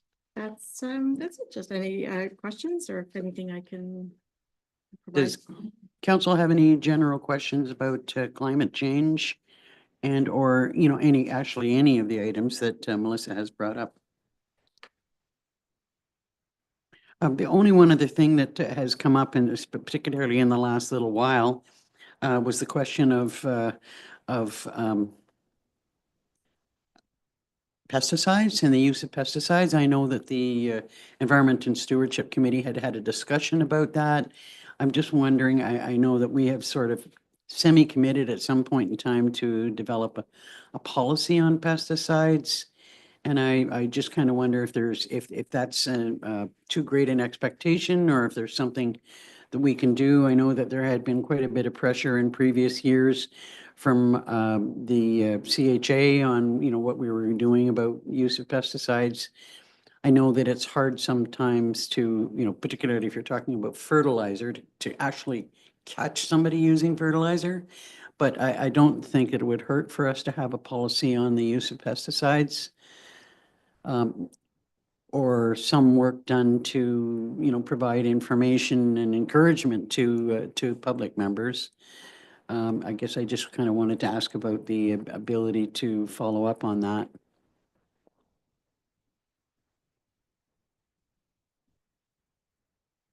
Everybody's looking at me like, what?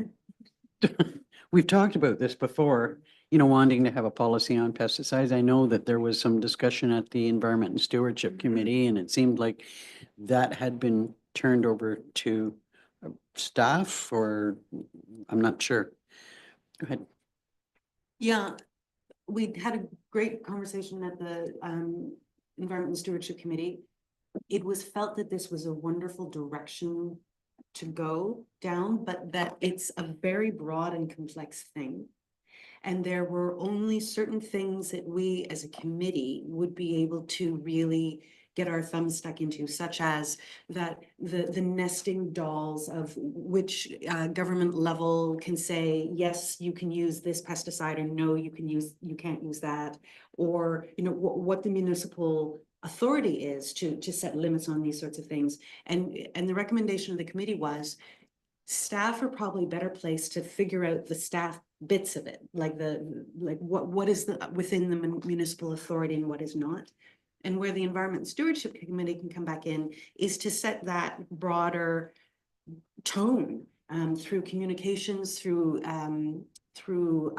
public communications, public education, I should say. Once the township has a sense of what we can limit or not, whether it's a policy or a series of best practice guidelines, I think that would have to be determined once we get a sense of what we can and cannot do. And if I'm not mistaken, I think that's where we left the conversation. Does that sound familiar? I guess you know, we could, one of the things that we could do is look and see, you know, 2 other municipalities, what's in place as far as policies or initiatives. You know, I'm not sure that we can in fact say, well, you can use this or you can use that, or, you know, thou shall, as opposed to, you know, encouragement. At any rate, it's something that, you know, I would like to see us continue to follow up on. I mean, we on a recent application that's come up as an issue. And I know that there's been lots of discussion about it. I just don't want it to die on the vine, so to speak, without the use of pesticides. If I may just clarify, certainly that the approach, that was to bring, put together a report with information to bring to council and to get your direction where you wanted to move with that. So if that still, works, that's still certainly on my agenda. If you'd like to have a policy, developed to go with that, I mean, it's certainly. Well, some investigation at least, and, maybe come back with a recommendation or, or take recommendations to the Environment and Stewardship Committee. I just don't want the issue of the use of pesticides to drop. Thank you. Madam CAO? And just for clarification, we do have a pesticide use policy for municipal properties currently. It's an old policy. It's from 2005. I've just got it in front of me. And it is broad. But so it would be an amendment of this policy. I just want to clarify that we do actually have. Okay. But this is, I mean, I guess it's reached a point now where it's, what's allowable, or what would the recommendations be for private property owners? Okay, overall, any other questions for Melissa? Thank you. Thank you. Very much for everything that you do.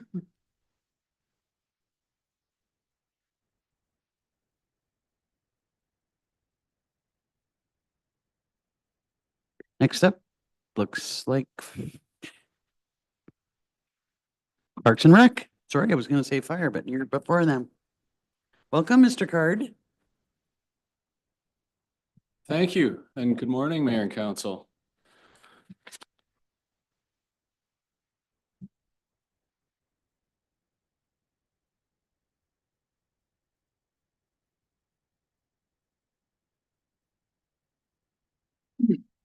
Tell us everything you know about parks, recreation, and trails.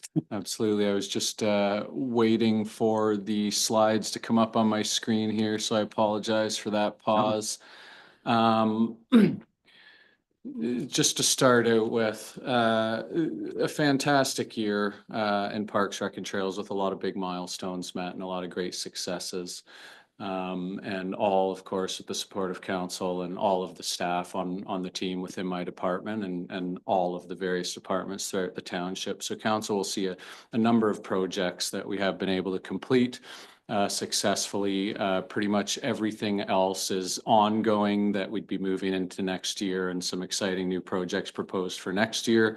And then a couple of projects that we unfortunately weren't able to get to for various reasons, just with other things coming up and other projects, etc. So echoing previous department heads, thank you, council, for the support throughout the year. Starting out with the 2024 within parks, we set out to update our lighting on the tennis court here in Stanhope to LED, which was complete.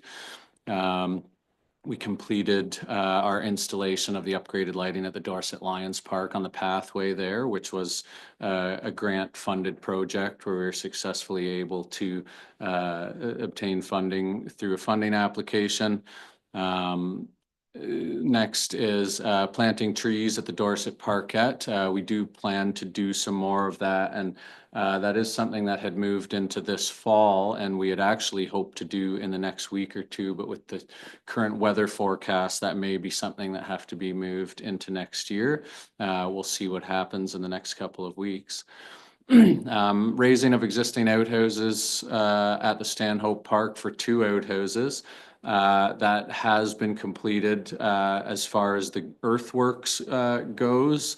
We're just waiting actually on one other tank delivery to do the second install, which should be forthcoming in the coming couple of weeks, and then put the outhouses on top of the tanks. And that was, of course, to address issues with drainage where heavy rains in the winter and some big spring melts of late have caused concern of overland flooding into outhouse tanks. So by lifting up those tanks' grades, we can eliminate that possibility.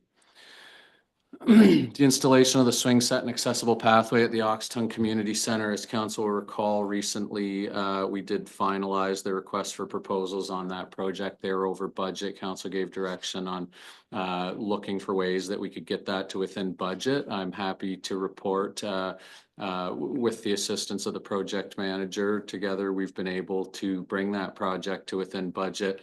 We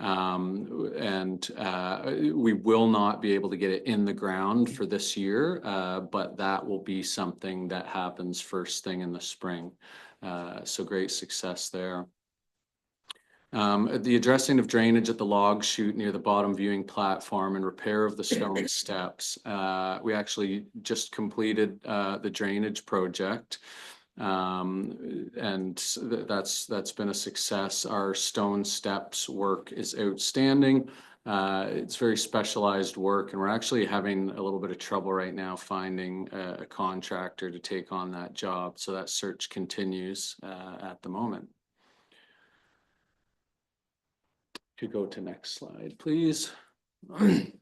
Any questions from council on the park section? Deputy Mayor Dayu? Great news about the swing set. Does that also include the little garden area, or are you only referring to the swing set at this stage? And thank you, and through you, Mayor, the garden area is planned, and we know what we're going to do with that. Because of the earthworks that need to happen with the pathway and the swing set, that would happen after that install takes place. Or else we're going to be going over some of the areas that we've already done work on. So yes, that will get completed at the same time. Okay, docks and landings. Yes, the Russell Landing retaining wall rehabilitation project, that's ongoing at the moment. We've both been going through environmental permitting review processes. I had a meeting with our consultant week before last, and the news there is good, and we expect to have those approvals in short order. Once those approvals are in place, we'll then be able to finalize our design drawings and then go to tender for a construction project next year. The Fletcher Lake Public Engagement Design and Costing for 2025 implementation. So the Fletcher Lake landing is the next landing prioritized on the list for the asset management plan. And that has begun. I have had a meeting with our consultant who has reviewed the site, and I anticipate costing for their design services and tendering services, which council will be able to review at budget time.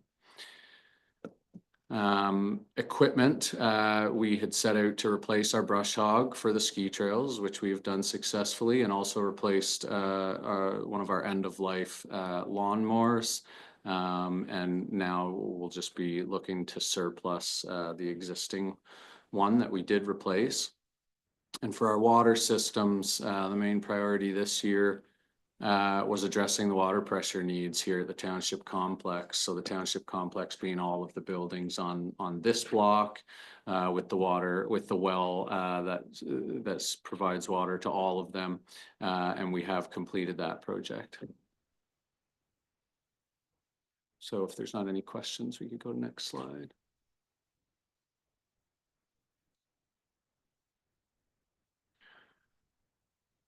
On to recreation. The restart of operations at the Dorset Recreation Center has been the most exciting thing of the year, absolutely. And we continue to, as has been referenced earlier, have a lot of success with that. So looking forward to building on that. Our implementation of the recreation survey recommendations that came from the Recreation Committee, that's something that the Recreation Committee had been working through. And some of the items that we learned from that survey have been implemented, mainly from the perspective of updating information on our website to and updating frequency and our sharing of information for programs. Certainly, to make more people aware of them, certainly having the recreation center open helps a lot with that because we're able to engage people on site, and we have those recreation attendant staff back to assist in that matter. For training, outside of. Just on the recreation. Yeah. I'm really glad to see that we're expanding the, communications and information about programming in particular. It was kind of shocking to see on the survey how many people really didn't know that things were available to them. Mhm. So to see that bumped up is really a positive thing. One of the things that came out of, there were a lot of, I thought, fabulous ideas that came out of that survey. And I can see that, I mean, given that, what we're looking at with the Recreation Committee and how we're going to replace the activities of the Recreation Committee, I can see that, once we've kind of landed on the direction that we want to take, there might be some opportunities, given that there were, if my recollection is correct on that survey, there were a number of people who said, I'd really like to help with this. And that's kind of what we're looking for, somebody that doesn't necessarily want to be on a committee that assumes overall responsibility, but is willing to help with certain specific activities. So I'm really hopeful that there'll be some opportunities there once we've landed on the direction we want to take. Any other comments about recreation? Carry on then, training. Yes, and thank you for that, Mayor. One thing I'll add to the implementation of that is in getting the word out.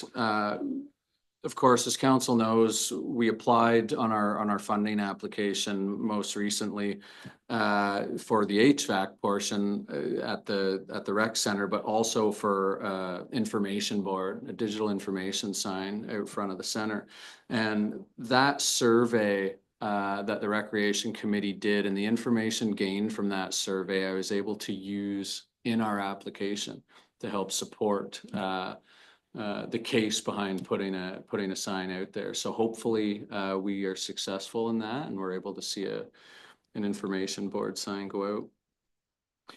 Yep, absolutely. Would you foresee that at the front or the back of the building? I'm sorry, Front. would you say that again? At the front or the back of the building? Oh, Yeah, so by front, we're talking Main Street, and it would be on the Main Street side.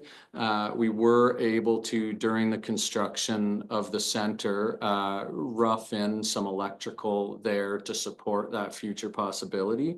And we also had, in the past, received a denial on a request to do a digital signboard on the Highway 35 sign. Okay. Yeah. so exactly where is the roughed-in work been done?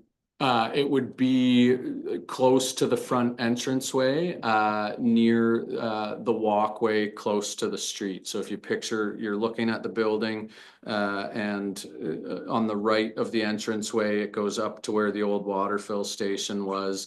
It'd be out near the street in that general area.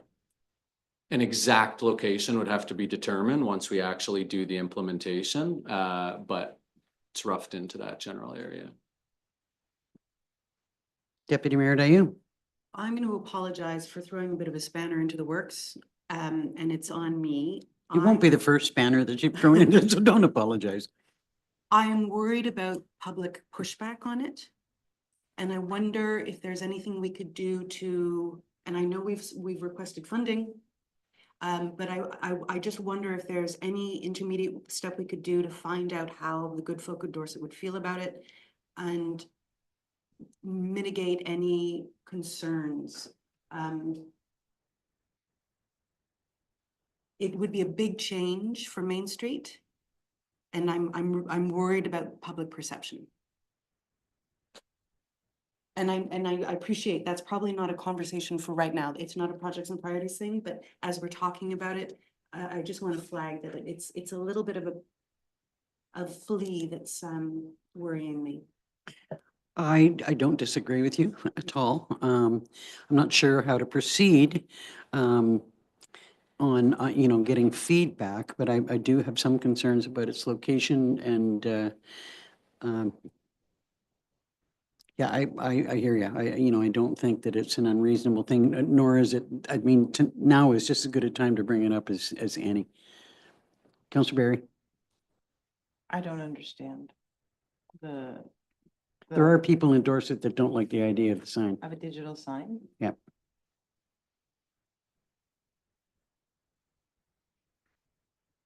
Councillor Richards. And then Mr. Carter.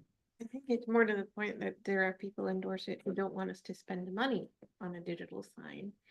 However, there is the need and the hope of the digital sign in illuminating to the community what's available at the rec center. And a medium to express that to the community. All right, no question about that. Be a benefit As long as it's there. kept up to date. Angie? Yeah, and to Councillor Richards' point is, we heard loud and clear through the survey that people don't know about things. And, this was hope that was another way of making sure that everyone knew what was going on, not just in the town of Dorset, but within our entire community. So, it will be funded, hopefully, through the funding. If not, that's something council will need to revisit. But I believe that there were also just folks that were just flat out concerned about this, that there was going to be a sign on the, visual sign. They just didn't like it. I mean, they didn't like the entrance. Now they don't like the idea of a sign. Go ahead. Well, but I do appreciate it, having flashing lights would be a distinct change to the historical element of Dorset. So it's not, I don't find it to be wrapped in with everything else. I think this is a new thing. My piece has been said, maybe we can all kind of Think let about that it. trickle down. It's certainly not in any way, shape or form a criticism on the work of the staff on this project to date. I just wanted to raise that. No, it's absolutely a response, as the CAO has said, to people, needing more information about what's happening. And this does provide that information. Go ahead, Chris. In relation to the providing the information to people in that area, one of the challenges we find as staff in the village is that there's no regular newspaper coverage in that exact location. There is the Highlander that does get delivered to that location, and people do have subscriptions to newspapers, and we actually work to before the rec center closed with the Highlander to get them bringing the newspaper up there for that reason. But a lot of people in that area, from what we hear, tend to get their information from news sources in the Huntsville area. And then, of course, what they're missing is information relative to the rest of the county where recreation programming is happening. So what we do as staff as well is not only let folks know about what we're doing as a municipality, but if there's interest that they have in other programs that we know exist in other parts of the county, we help share that information with them. So one common thread to the entire area, dealing with the aspect of it being a rural area that's very spread out with people in different locations, is that pretty much everybody ends up coming through town for groceries or health services, or to go to the pharmacy or go to the rec center, et cetera. That's a spot that we could get them and engage them all. And if you compare the number of engagements you could get through a digital sign out front of the building through that method relative to paying for those same number of engagements through like the Huntsville Forester or the Highlander, it's a huge savings in advertisement costs. And then all that being said, I wonder if this is an area of opportunity that council might want to consider using the Let's Connect Algonquin Highlands software, which is the Bang the Table software system. Once we, if approved, start talking about location and design and getting some input. Any other thoughts or comments on that? Okay, let's move on. On to, yes, it'd be training. Travis, if you go back one, thank you. Training in addition to our regular annual training for staff that we onboard. I list any what would be considered renewals that take a significant amount of staff time. So wilderness first responder training was completed for several staff. As we reopened the recreation center and implemented some various things at the tower, we did some Perfect Mind, which is our recreation related software training for the tower and recreation personnel. I'm currently working on my playground safety and inspection recertification. You can go to the next slide. Any questions on the training section? Hearing none? Okay. The trails? Yes. The review of the Beetle Lake Trail, that's something we were not able to complete this year, again, unfortunately, and I'll be recommending moving ahead into the new year. We had planned the addition of a Trails Office Coordinator position. Now, council will recall that our Recreation Coordinator was also filling the role of a Trails Office attendant staff until she moved back to the Recreation position in Dorset.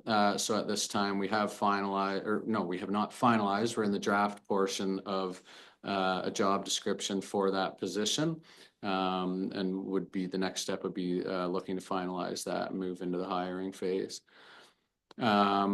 We have plans for graveling a parking space addition on the Sherbourne Road at both Plastic Lake and Campsite 124, which would be ongoing and we'd move into the new year. Our consultant-led review of the Trails Division risk management strategies is not something that we began this year. Instead, we have been, as a staff, working on updating and developing some standard operating procedures in-house. So we're continuing on with that process at this time. Our review of Adopt a Trail volunteer program materials and effectiveness is something that unfortunately we were not able to dig into this year, and I'd be looking to move into next year as well. We were able to finalize our installation of a gate at our ski trailhead at the Frost Center, and this fall we'll be doing the installation of a gate at the Circuit of Five Viewpoints Trail, where it comes off of Little Hawk Lake Road to alleviate some issues with motorized access in that area. Our directional signage on the James Cooper Trail and Mifflin Road, at Mifflin Road for the lookout point. That is something that's ongoing at the moment, and we're working with our local sign provider and hope to be able to get that completed before the end of the year. With respect to Mifflin Road, do we still have parking on Mifflin Road for the James Cooper Lookout? Yes, yes, yeah. Because I think there's a bit of discussion of it. Is Mifflin Road actually a private road? The public works manager, if it's appropriate, I think would be best able to describe that if he's able. He's just giving me the nod. It is a private road. Yeah. I guess there's been a little bit of discussion about that, because I mean, it's a private road, but it's being, we've got parking there. It's being used by the municipality, and whether there, could be or should be a form of a cooperation there. That's a subject for further discussion at another time.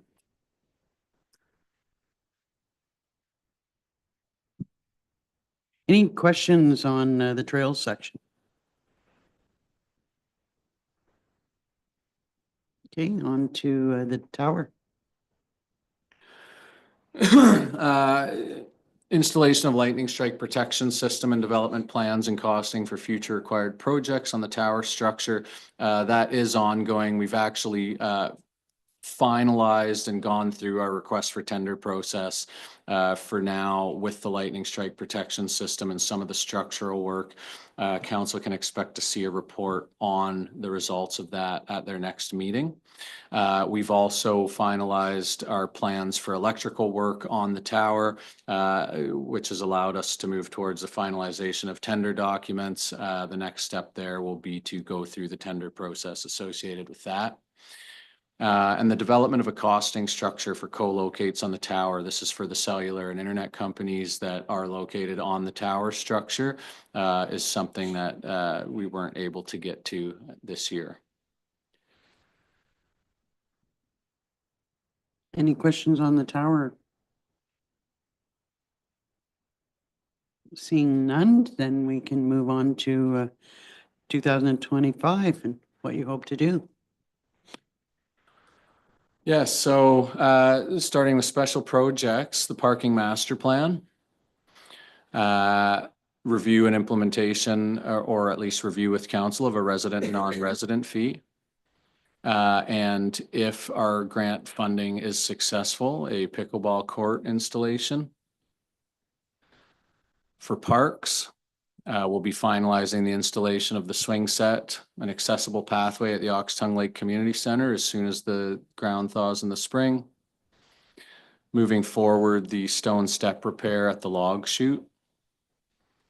Our lighting upgrade, I'm proposing a lighting upgrade on the exterior of the Dorset Ice Palace change rooms to LED. Some repairs are required on the lighting there, so I think it'd be a good time at the same time, if it fits within budget, to upgrade to LED. Replacement of the entranceway decking at the Dorset Ice Palace. This is on the ice rink side where you enter into the change rooms. And the replacement of stairs at the Stanhope Park equipment shed. This is the equipment shed here that's right now utilized to store soccer equipment and court-related pickleball equipment, replacing the stairs on that shed. A couple of things for myself on your special projects. I'm wondering, you'd mentioned a number of times in the past about doing a recreation master plan.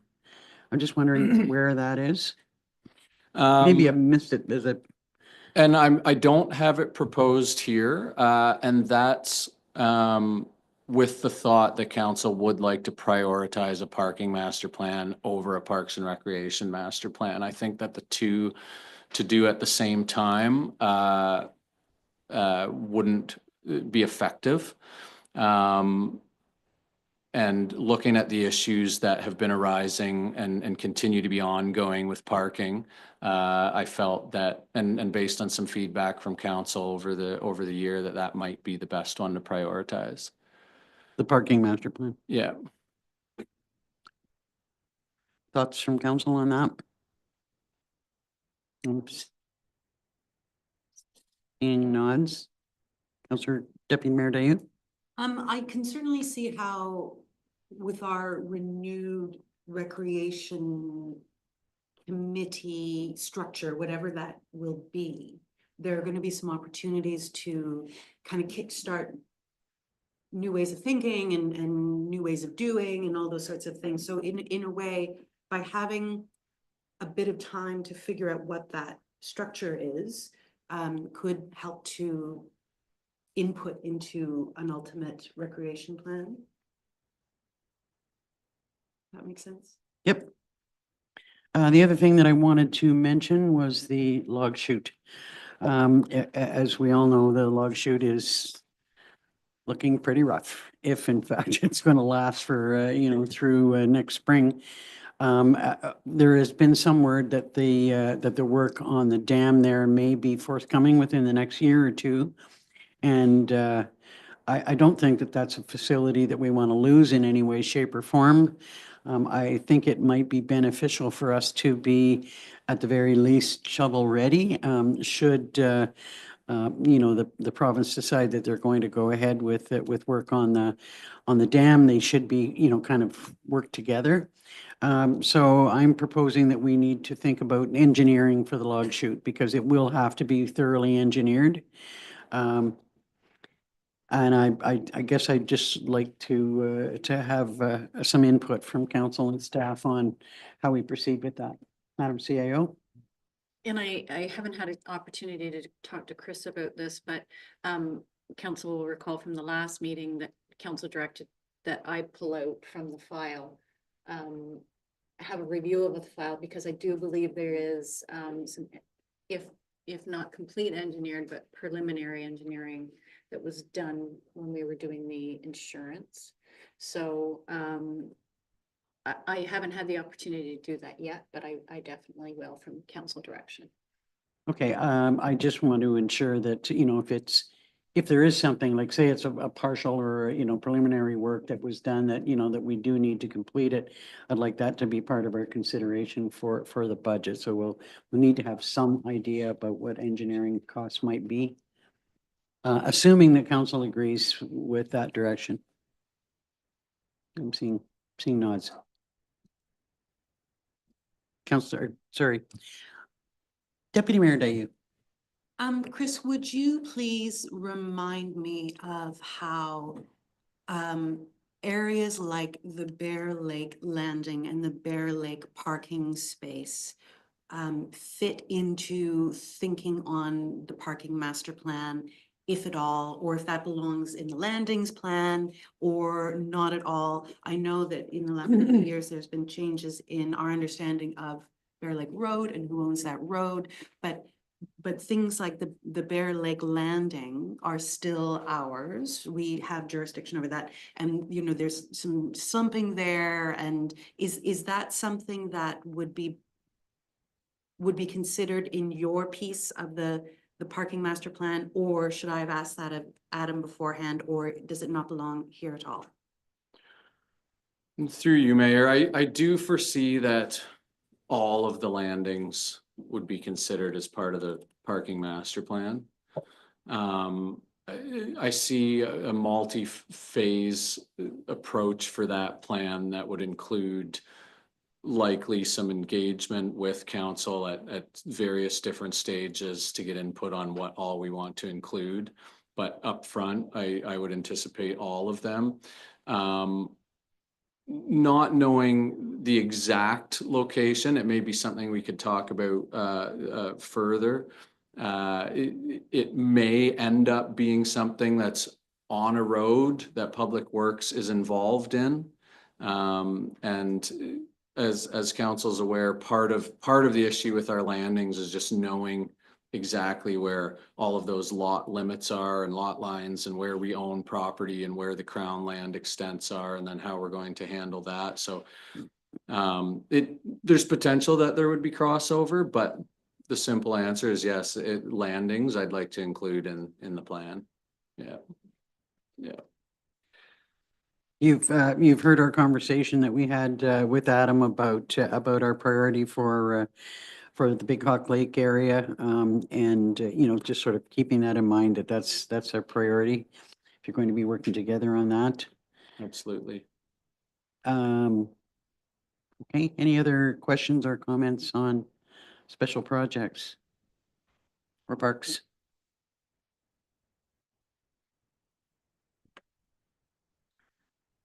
Hearing none, so we can move on.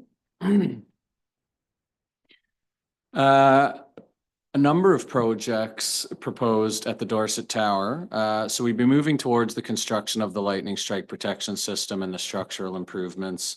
As I mentioned just a moment ago, council can expect to see some information on that at their next meeting. Now, if that does end up going ahead as planned, depending on the seasonality of when that happens, that is likely to affect access to the tower at some point. So that's something to consider as we go through that process. An installation of a gravel pathway linking the parking to gift shop and tower. So over the past couple of years, we've systematically within some maintenance buildings, property and maintenance related budgets, we've been able to do some improvements to some grading around the gift shop. We've added a sign there and done some grading over to that sign. This year at the moment, we're working on an accessible ramp from the gift shop down to the walkway to tie all of those things together. Next year, I'd like to be able to put a gravel pathway right from the parking area past the gift shop over to the tower.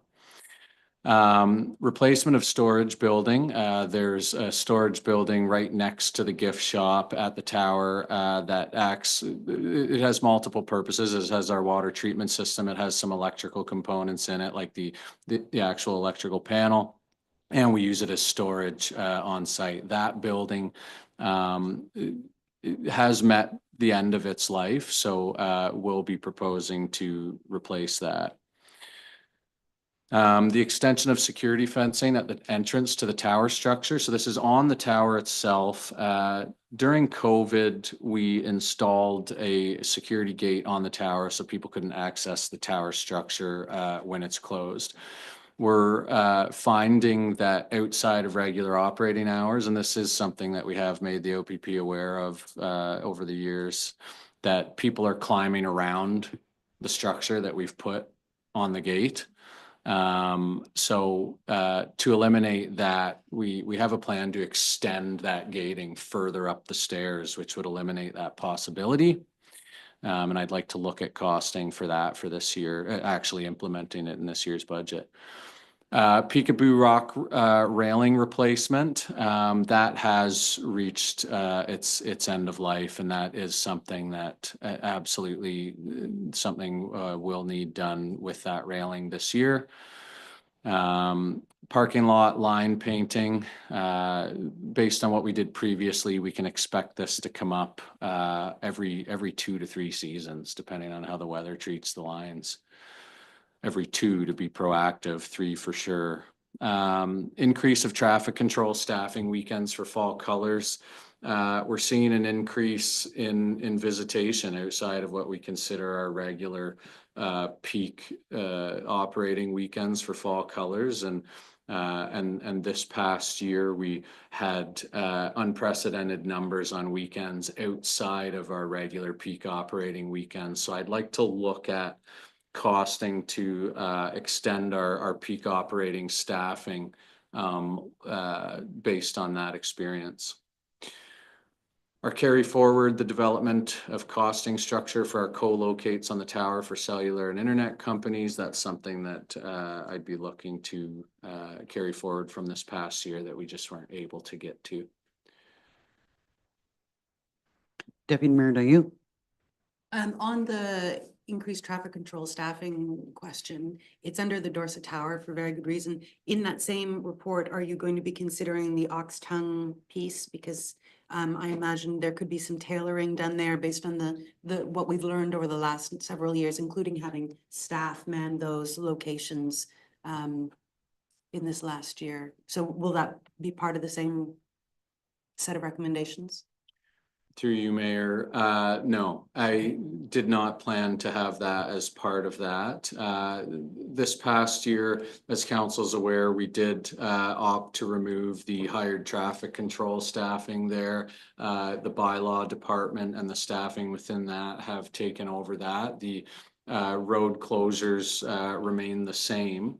So at this time, there's not plans outside of further direction from council to review that. Go ahead. At some stage, I think it would be really interesting to hear what the impressions are of the bylaw officers who were up there during that time to, just to get a sense of, is this still worthwhile? Is it enough people? Is it not enough people? The times that I have stood, and they're few, but every once in a while, I'll stand at a particular point on the bridge where I can see all 4 roads and just watch for people who are being deflected away by those signs. And I have asked myself every once in a while whether we even need those, those barriers in place anymore. So it would be really nice to hear at the right moment what the experience of bylaw was. Yeah.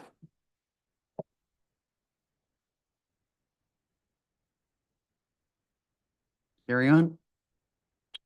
Next slide, please. This is a continuation of items for the Dorset Tower. The installation of a bear-proof refuse storage container at the tower. With our increased traffic there and usage, of course, what comes with it is increased management of refuse, and not always having the ability to immediately take refuse to the landfill. There is times that we do need to store it overnight, and this would facilitate that. And the update of the gift shop point of sale hardware to Square Pay. Council will recall this past year project where the initial intent was to just digitize some processes at the upper gatehouse using our existing software. Due to some hardware limitations on that site, we ended up having to go the direction of a different service provider, being Square Pay. That came from reviewing the success of that at the landfills. And it's become apparent that that's a fantastic option for us. So there'd be hardware costs up front, just to implement that in the gift shop to make the entire site Square Pay. But then operating costs after that would be the same. For equipment, Just on the last section, I just wonder, have there been problems with bears at the Dorset Tower? yes. Yeah. Okay.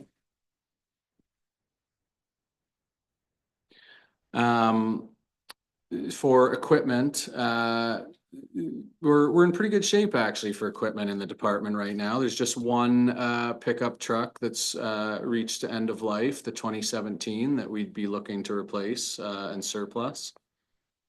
And then getting on to recreation, as council discussed at a recent meeting, the hosting of the volunteer wine and cheese event, bringing that event back on the volunteer recognition week.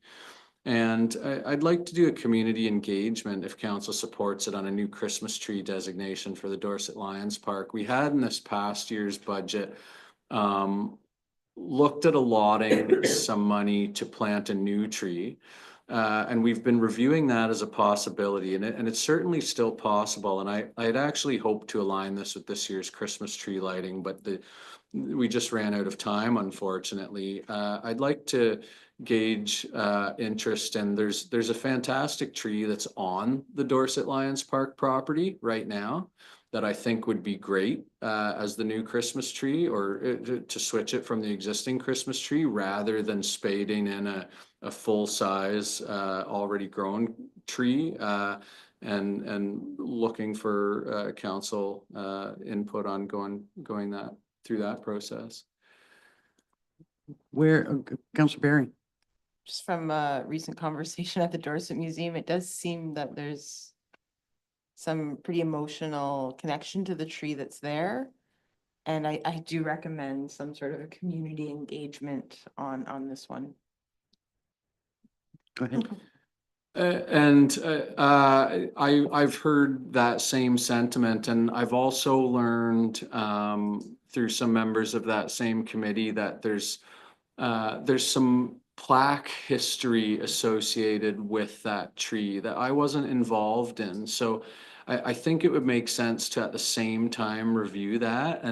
And I certainly understand the sentiment to the existing tree and the history with it. So I wouldn't want to lose that in this process. So at the same time, look at potential consideration of some sort of recognition or installation of a plaque or something of that manner as part of the project. Councillor Barry? I do recommend reaching out to Carrie Locke at the chair of the museum. That was discussed at our last meeting, that there's some deteriorated plaque that has been sort of broken just through weather over the years. And and I think originally it was provided by Sherburne, by the municipality. But it's deteriorated, it's beyond repair.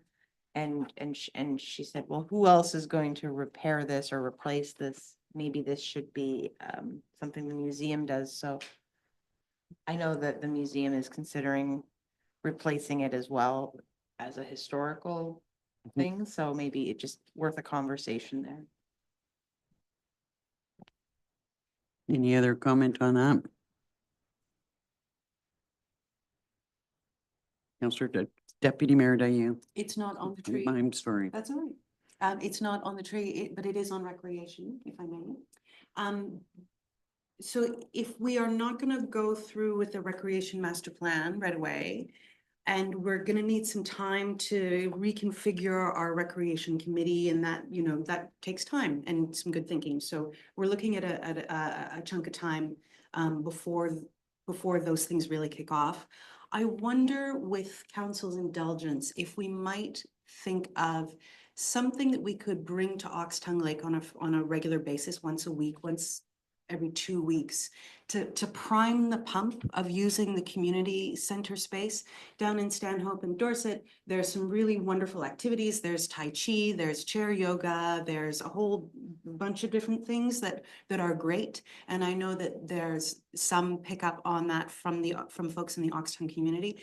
But if we, in the absence of those other two pieces being in place, if we could consider what sort of programming staff could help to get started at Oxtongue, I think that would be really, really great. As I say, sort of a priming of the pump to get that space back, and to get people's minds focused on that space again. And I think if they were there once a week or once every 2 weeks for chair yoga or whatever it might be, they might be more inclined, and I'm not saying they're not now, but to volunteer to do even more, you know, because they're interacting with that space.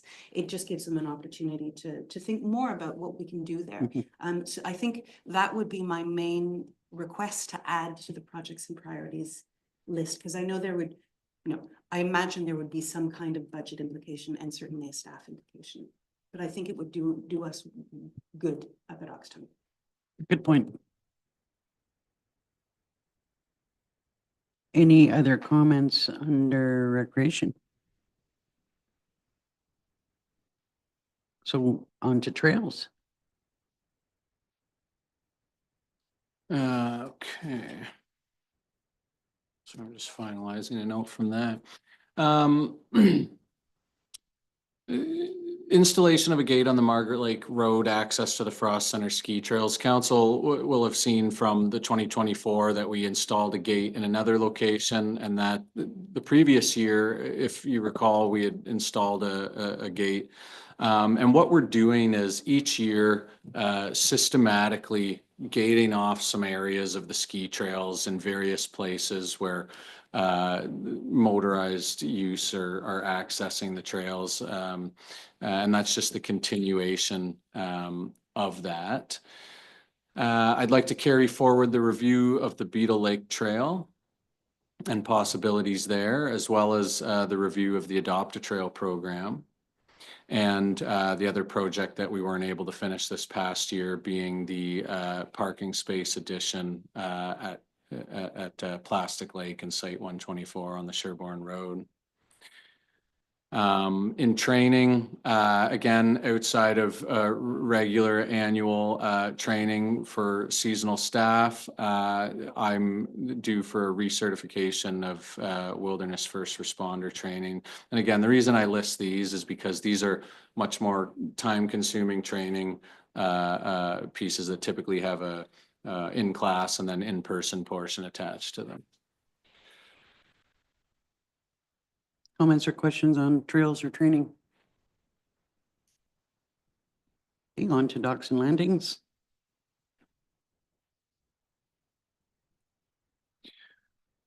So the completion of the Russell Landing construction project, we hope to be at a point where early winter, we'd be tendering that project for next year's construction. And then going through the design and tender process for the Fletcher Lake Landing. And reminding council, and this is something I was able to point out during our site meeting there, that we will need to determine some Crown land related needs there. So council will see some information and some options brought back over the year as that project develops related to that. Property survey and discovery process for Crozier Lake Landing. The Crozier Lake Landing is the next one on the list in the asset management plan. So starting the process of this year, we'd get the property survey and then start to work through understanding the needs there and developing the community engagement outreach as we've done successfully with the previous ones for plans to then move into construction for 2026. And then repairs to the Raven Lake Landing retaining wall. This is something that was unexpected and unplanned. As we were taking out docks this past fall, staff noted some deterioration of the wall there, which is unfortunate because that is a wall that we've replaced relatively recently since I became manager. I believe it was 2017. It is a wooden retaining wall, and the wooden members there are in distress. So I'm going to have to look at what's needed done there.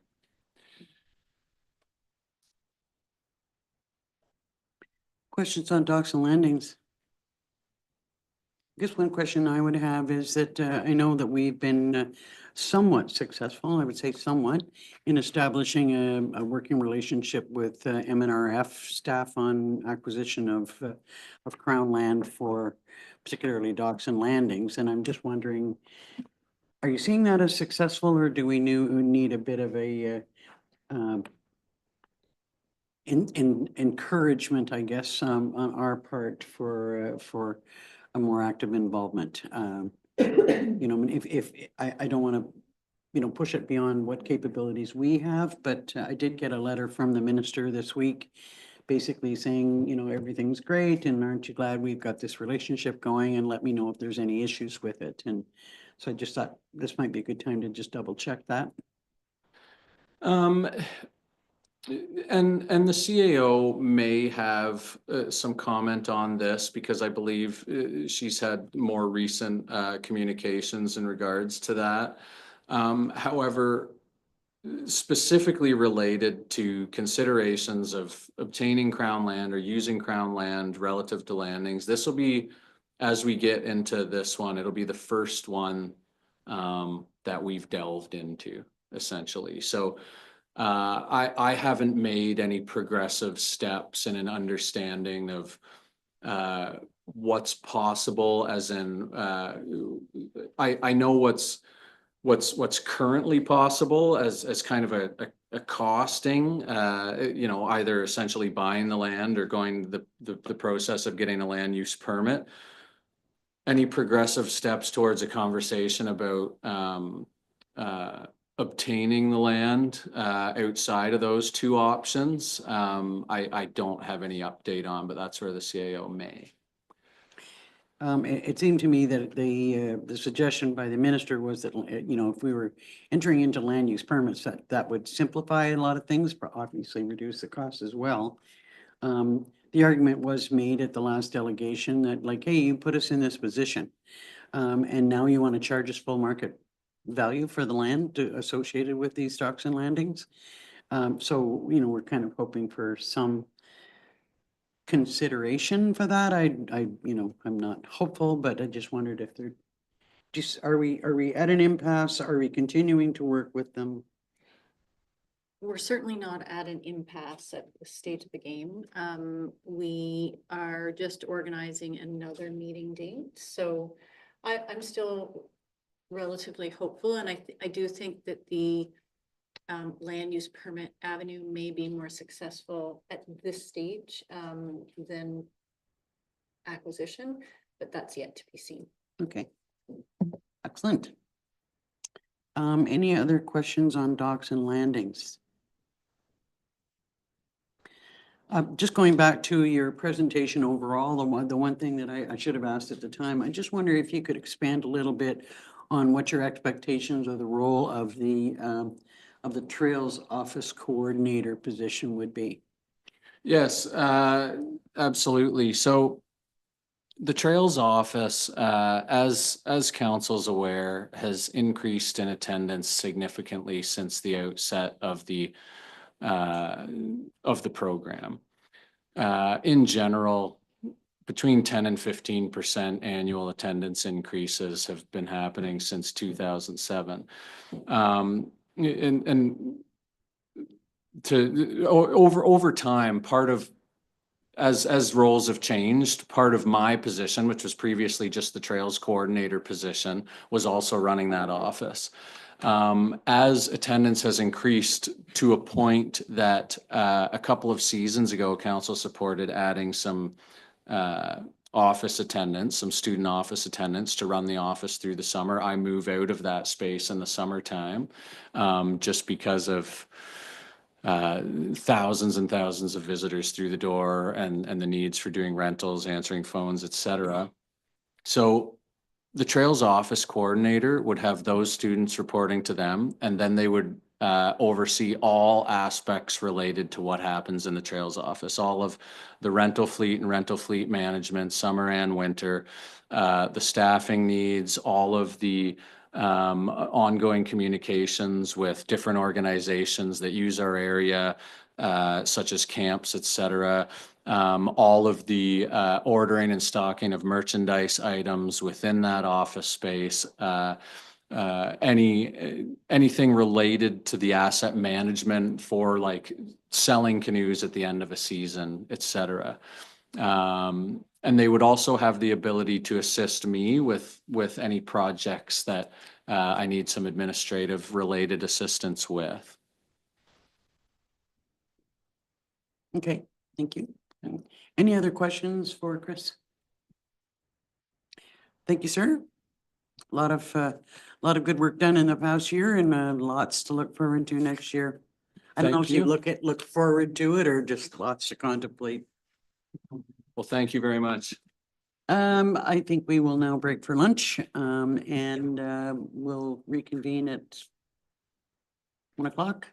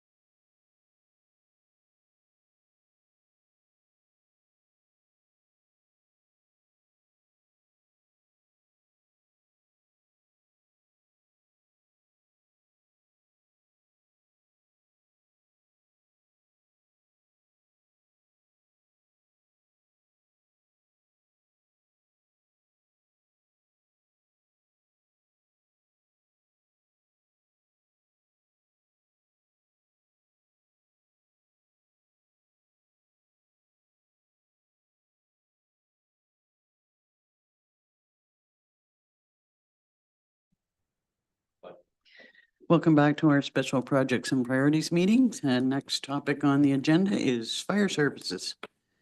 Welcome, Chief. Afternoon, Mayor and Council.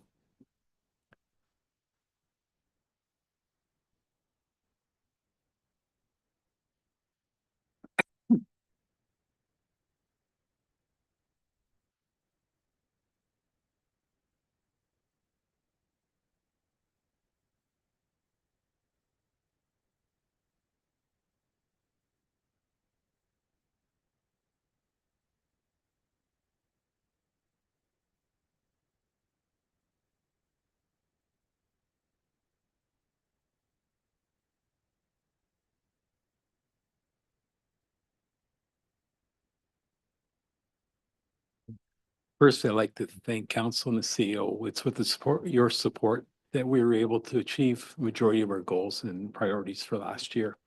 Um, Along with that, I'd also like to acknowledge the members of our volunteer fire department. We have a great group of volunteers and they've worked hard for what we've done through the year and what we're looking at doing the year and going forward. So I'll start with the mission statement and just for you to read it, and it just tells how the direction that we'd like to do and the services we provide as a department. So next slide, please, Travis. From our 2024 projects in the fire service in progress, we currently have developed a mental health and wellness program. So we were doing the resilient minds, and it's still in the process because our instructor, she's pregnant, she's having some health issues, so we've been delayed a little bit. Plus, we had such a busy fall, so we're looking at doing it in the first part of 2025. I think it's very important. Mental health for our firefighters is something that the township's always been proactive on, and I think we want to continue going forward. So that will be proposed to go into 2025. Our technical rescue team is been very, very successful. We do have our swift water that we did last year. This year we're doing high angle. It was recognized in our community risk assessment, the Dorset Tower and other potential sites where people could take high angle rescue. We have completed the operations level this year. Due to the timing over the fall, we're going to be doing site specific, which will be the Dorset Tower training in the spring. We didn't want to interfere with the fall colors and then other training sessions we had up. So it'll continue to be ongoing. Our fire master plan is in the process now. We did have a slight setback, but with the efforts of the township fire chiefs throughout the county, along with the CEOs from the county, we got it back on track and it's going forward, and hope that we'll have a presentation for council in the near future, probably the first quarter, hopefully, of 2025. The new training grounds, we hope to have it completed for the spring of 2025. We were waiting for the construction on McPhail Road to be completed because it was a staging area where the training ground is going to be. So I think we're at the point now we will be able to move forward in the spring with it. Any questions in regards to the in progress items? No, go ahead. Great. Completed. We did take delivery of a new pumper at Station 60 this June of this year, and I think it's a great asset for our overall fleet. Along with that, that puts us in very good standing for fire apparatus. Our next vehicle to require will be 2028 when we require replacing the pumper in Station 80 here in Stanhope. So I think we're really, really good standing at that point. The new drop ceiling was put in Station 80. Our public works did it, and it really looks good. And it's really changed the whole complexion with the lowered ceiling in the building. So I think that's been a positive. The ice auger replacement program's completed. So all three stations, we went over a 3-year process. We put rechargeable ice auger, getting rid of the gas-powered ice augers. Now all three stations have an auger. The uniform program, we took the final phase of this year for the hat and badge to go along with the shirt, pants, and tie that we had in the previous year. So it'll be completed by the end of this year. We just waiting for the final order to come in. We did purchase the appropriate rescue ropes for the swift water. We also have breakaway life jackets and that all done. The updated nozzles on the fire attack lines have been replaced, so each pumper has new attack lines on or new nozzles on their attack lines, which changes technology. They're lower pressure, which in turn lowers our pump pressures in our trucks, which reduces the wear and tear on the pumps of the fire trucks. So it's just going forward with that. The rechargeable lights, again, each station got an additional chargeable light this year, and that's to eliminate the use as much as we can of our scene lighting where we have to use generators and using gas-powered products.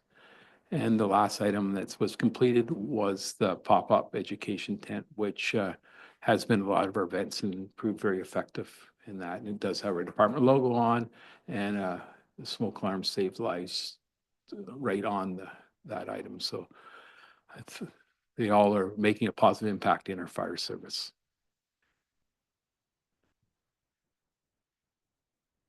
I would, one thing I'd just like to comment on was that the delivery of the new pumper at Station 60 was just I love the ceremony that was associated with that. I thought it was just a fabulous way to welcome the new pumper to the fire hall.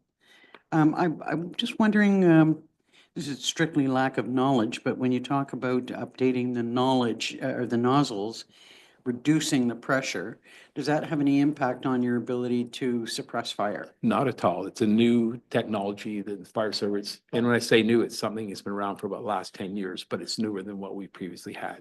The nozzles replaced were probably in the 20-year range.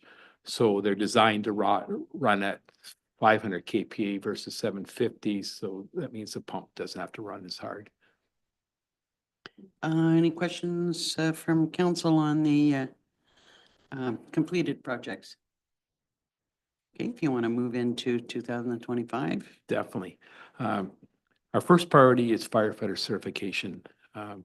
When I first came here, they were just starting the firefighter certification program, and it was one of the things I was most impressed with is what we already had here as a township, our fire grounds, the original training that they had taken here, our recruit program, second to none in my view for the whole province. So we're well on our way. It's required for June 15th of 2026.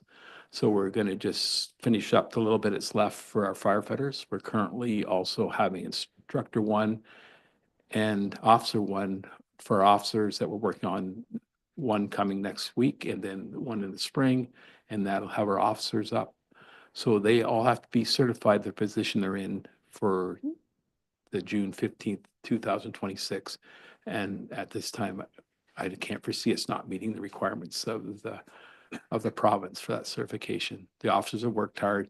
Our training officer, he's leading most of these training evolutions along with some assistance from the other townships, fire service, but it's amazing to see what they've accomplished and what we had to start with here. So, we want to continue to work on our technical rescue team. There was 3 main items that we looked at when we originally presented to council a few years ago. The first one was swift water, because we have so many places where we have streams and rivers, and we've had a couple incidents at Ragged Falls where people have gone over it. The second was high angle, based on the community risk assessment because of the Dorset Tower. And we have a lot of people that, for example, ice wall climb and various other climbing areas. So we're able to do that.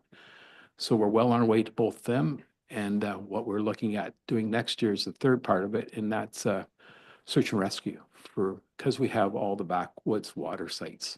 And we have had a couple instances where we have had to do it now. It is under the umbrella of the OPP, and no way are we trying to replace that. But the fact is, we can be there faster and provide the best possible service till the OPP gets their system there to be that. And when we do this, it's in conjunction with the OPP. I spoke with the sergeant down here, the staff sergeant, and they have to sign off the request letter to be done. So that's what we're looking at doing for next year, and we'll meet the 3 requirements to start with. So again, just serving the demographics of our township with the backwoods, with the high angle and climbing, and all the swift waters. I think that's very positive. Firstly, I want to apologize for the next one. It should say what 3 words and not my 3 words. So that project is a location or an app that you use for locating yourself. If you were out in the bush and you were lost, you push the button on your phone and dispatch or ourselves, we have people on the fire service have it too, is we can tell right where you are. It's right across the world. It takes basically 3-meter squares and identifies them by 3 words. So when you push that button, it'll go dispatch and these 3 words will come up. She'll punch them in and it'll tell you right here to where you are, wherever within 3 meters of that location. I So think maybe we can thank Deputy Mayor Dayu for that. yeah. Thank you. So in saying that, that's not going to be, there's be no cost to it. It's something that's going to be, that we'll work with Chad, the training officer, and myself, we'll meet and we'll get it implemented. And it'd be like putting QR codes at various places on our website so they can do that app. There is a fail safe. If you don't have it on your app, when you phone 911 and you don't know where you are, they'll tell you how to download the app so you can push the button. But I think it's, again, a real positive going forward for looking out for the safety of our people, our guests and our residents of the township.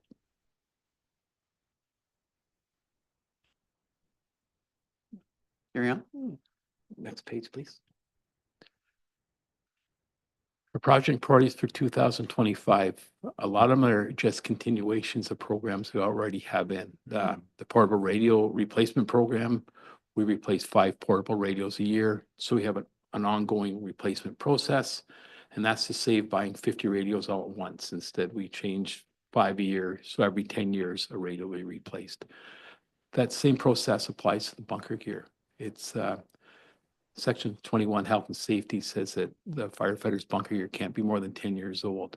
So with us having 50-person staff, we change 5 a year, then over 10 years, everyone will keep compliant bunker gear. So that again is ongoing. We also have an attack hose replacement program, which is we take 1 truck a year and put new hose on that truck just to keep it current and upgrade it to the standard of 45 millimeter hose versus 38. So it's instead of being 1.5 inches, it's 1 3/4. And firstly, we did Stanhope, and now this road will go on the new pumper in Dorset to have that upgraded. And then the third one will be next year when we do Oxton Lake. We're looking at purchasing some more technical rescue equipment, rescue rope for ice water. All our ice water rope, it is getting dated. It's been around for a long time. The other thing, it's never been inspected or when the way it's supposed to be. So we want to upgrade to get all new rope, and along with what we're doing for our swift water rope, we inspect as the normal best practice for any rope. It's got to be inspected after every use and on a regular basis, just in case something ever did happen and it broke, we could have records for that. So that'll be going forward. When we do the high angle rescue Pacific to the tower, I'm figuring there will be some recommendations from the company that comes in and does that for us, and on the required harnesses we should have. When they come to do the site Pacific, they're bringing a whole bunch of harnesses with to try so they can be familiar, and then look at getting some harnesses to support our technical rescue team. The next 2 or next 3 are both building repairs.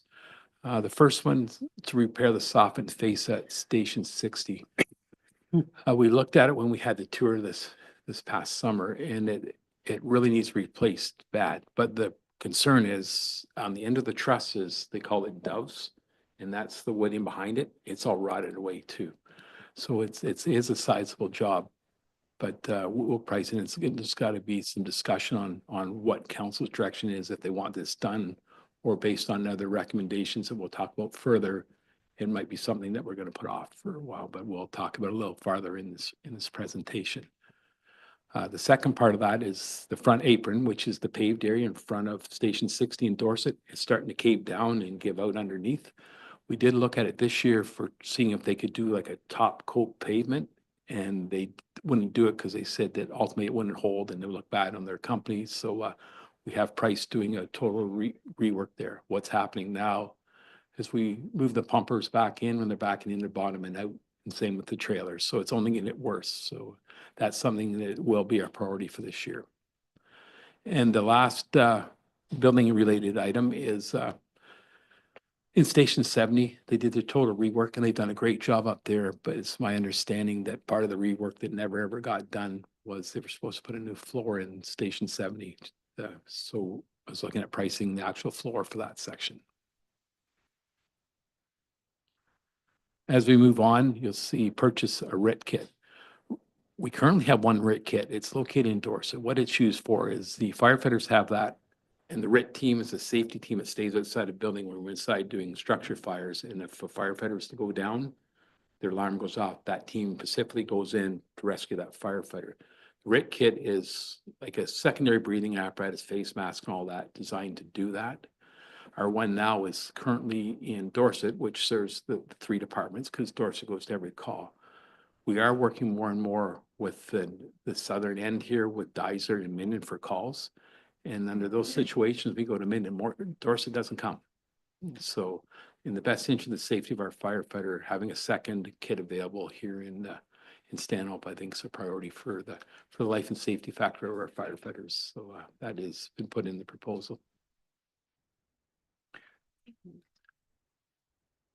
Any questions on that page? Okay. Yeah. Program development. We currently, last year, we purchased iPads to do vehicle inspections. We're still in the process of putting that in place, waiting to see what technology is coming, if we're going to be using the mesh program or if we're going to be using Schedule 1 inspections, whatever the recommendation is. So we're just prepared to advance with that in the new year as soon as we get direction, because it's sort of a county initiative for the whole event. Along with that, the inventory inspection logs, they're all going to be put on the same iPad so we can monitor that, and the maintenance records. So it's this new technology that will all go off the iPad.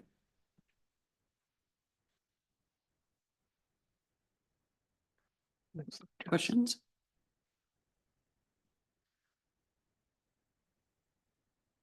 On to emergency management. Good. Your favorite subject. It's good today. It must be smaller Excuse me. printing this time. In 2024, we did receive our compliance from Emergency Management Ontario. All members of our team did get the basic emergency management training. We did our joint county and tabletop exercise. And we put the emergency response plan, we revised and submitted to council just recently. So that was all our accomplishments from 2024. Going on to our priorities for 2025, we want to in turn enhance our team with IMS 100 training, which is an online course. So we'll provide all the information for them to take that. Again, any new members that join our team, that we will ensure that they do get the basic emergency management training. We've looked into business continuity program. Originally in the fall, I did speak with the EMO rep from here, and they are able to do it prior to that. But we need some discussion on it back with our committee at our next meeting, just because of the time involved in the program after speaking with her. Municipal compliance is all completed and will be sent in, if not today, on Monday to get compliance from the Emergency Management Ontario. Our joint county training and tabletop this year is going to be led by Katie Gibbs of the EMO to give us, and I think will be a great opportunity because she's a fantastic instructor.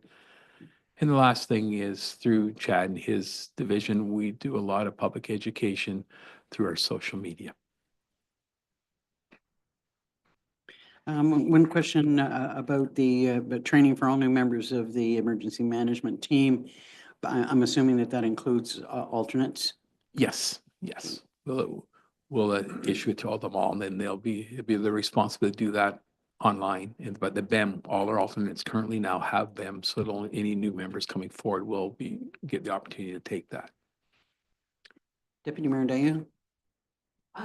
It's more of a operational technical question than anything, but now that we have approved the emergency management plan, when we reviewed it and said yes, at what point do you think the binders with all the appendices will be coming back to us, just so that we've got them safe and secure in case of emergency?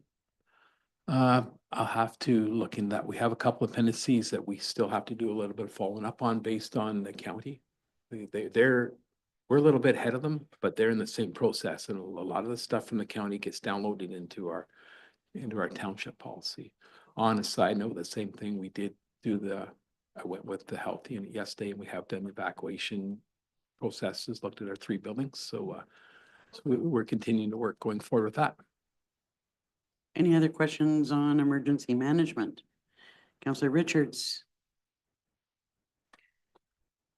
Chief, I'm wondering what opportunity would our department have to work with local businesses on site plans specific to businesses?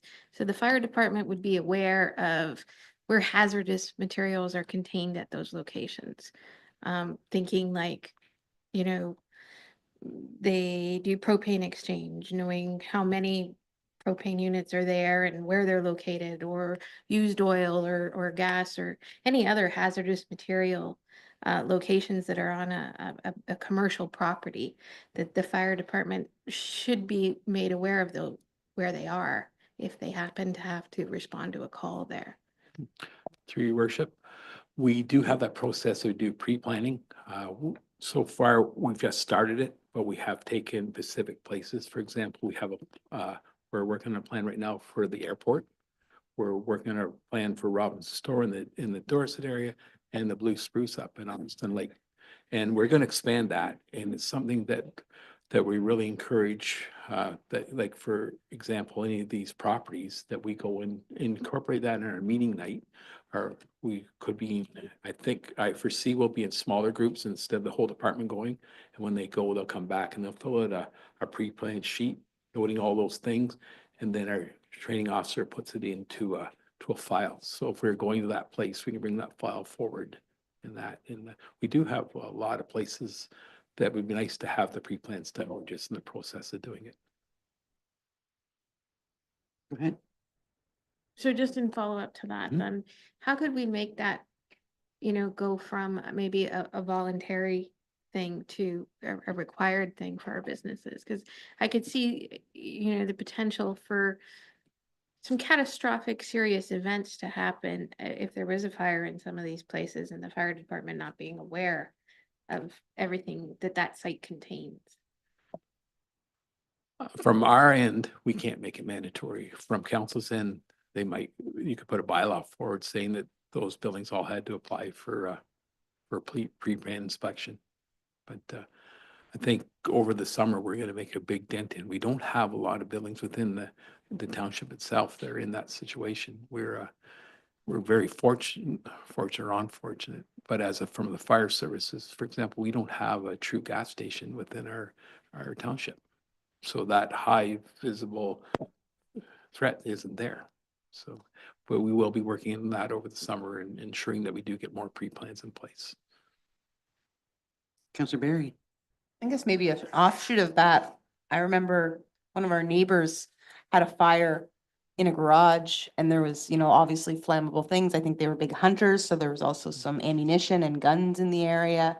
Is that just part of your process when you attend a fire, maybe not so much in a residence, but in a garage or an industrial building where you kind of need to know what's in this building before you even get the hoses and the people in place? Exactly. We count on our officers having the knowledge and the ability before we put any firefighter in a vulnerable position. They have to do a size up of what they have there, any conditions that they feel would be necessary to be proactive. And for example, we have buildings that are vacant.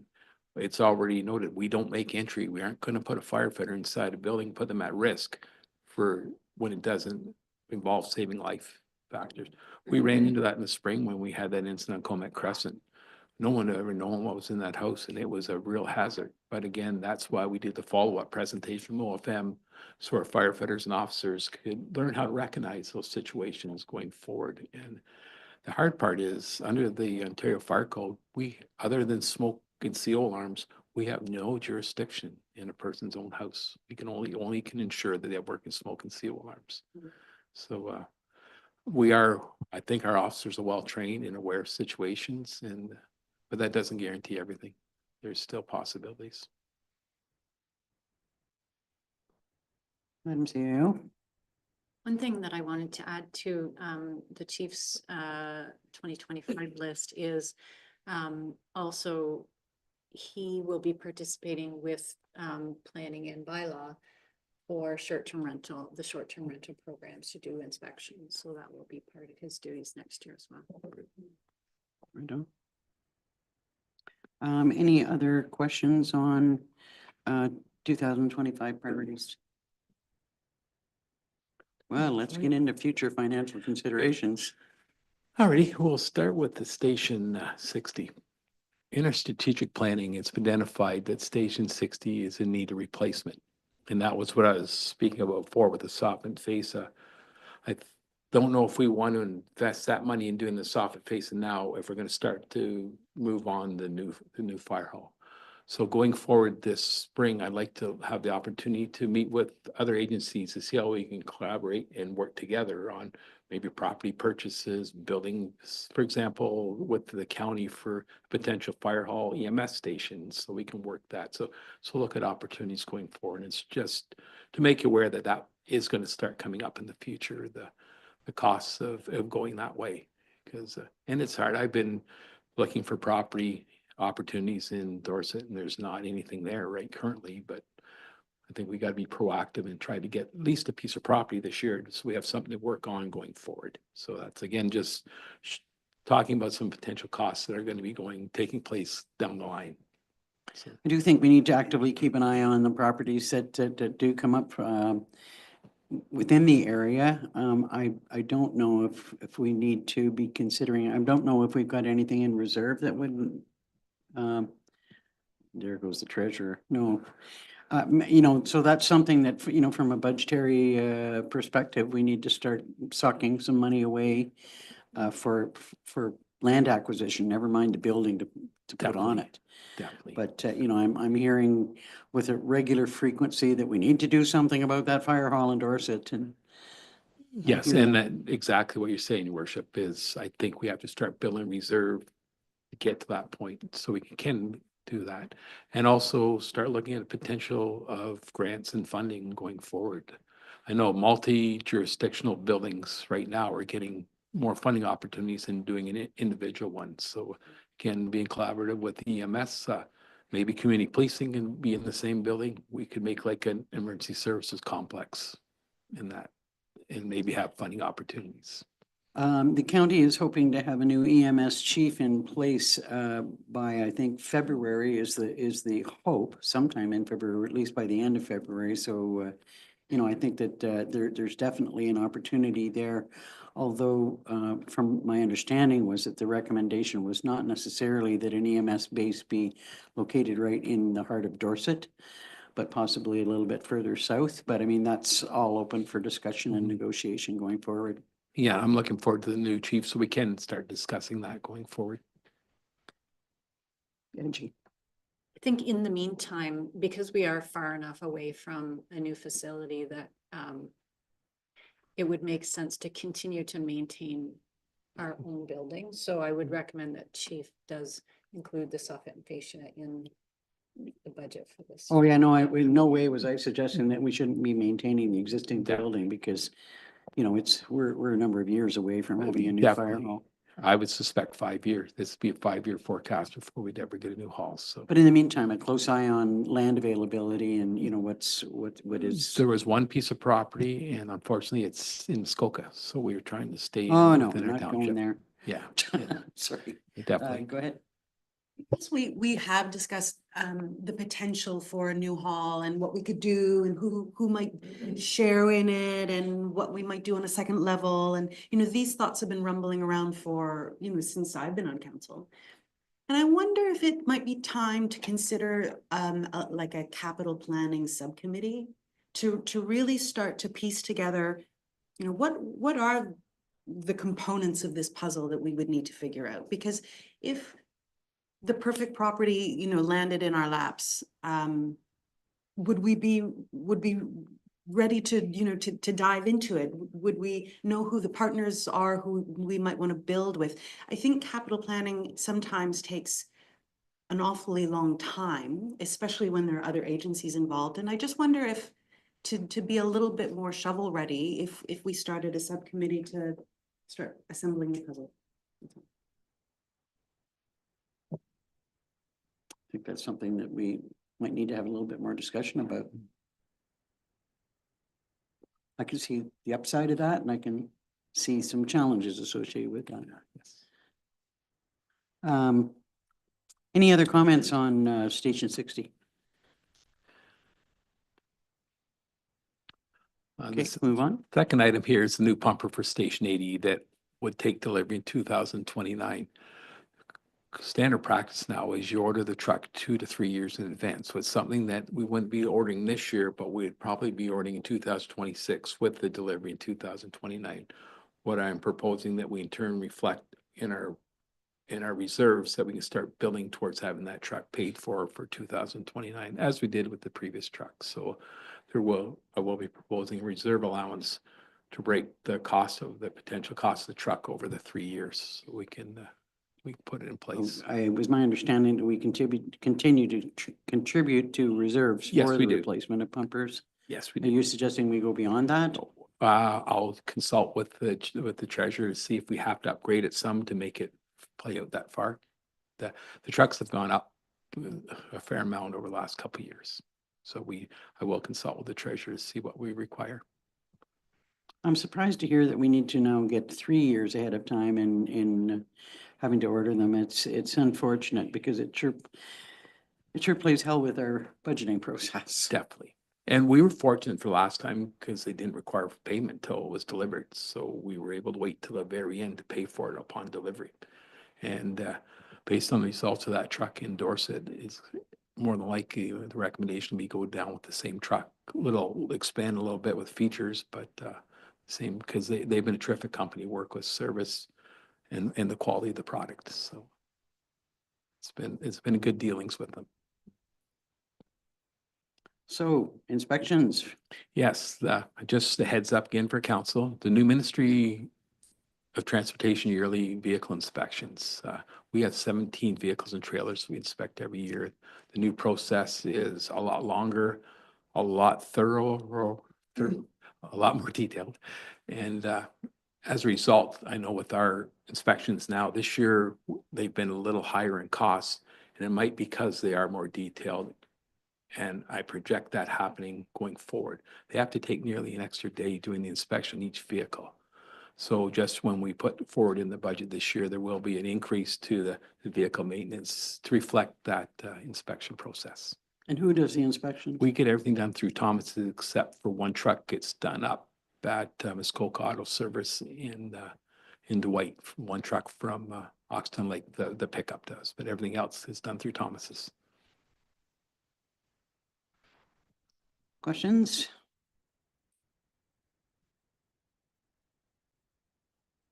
Thank you, Chief. It actually brings up a question that I will raise like when we're completely done with Yeah, our okay. different departments. Excellent. Any questions? Any or other anything? questions on the Chief's presentation? Good, thank you. Appreciate your you. time. Thank you much, Lee.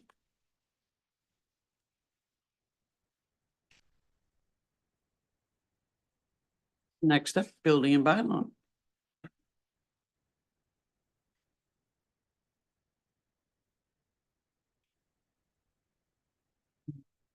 Good afternoon, Mayor and Council. Good afternoon, Mr. Moore.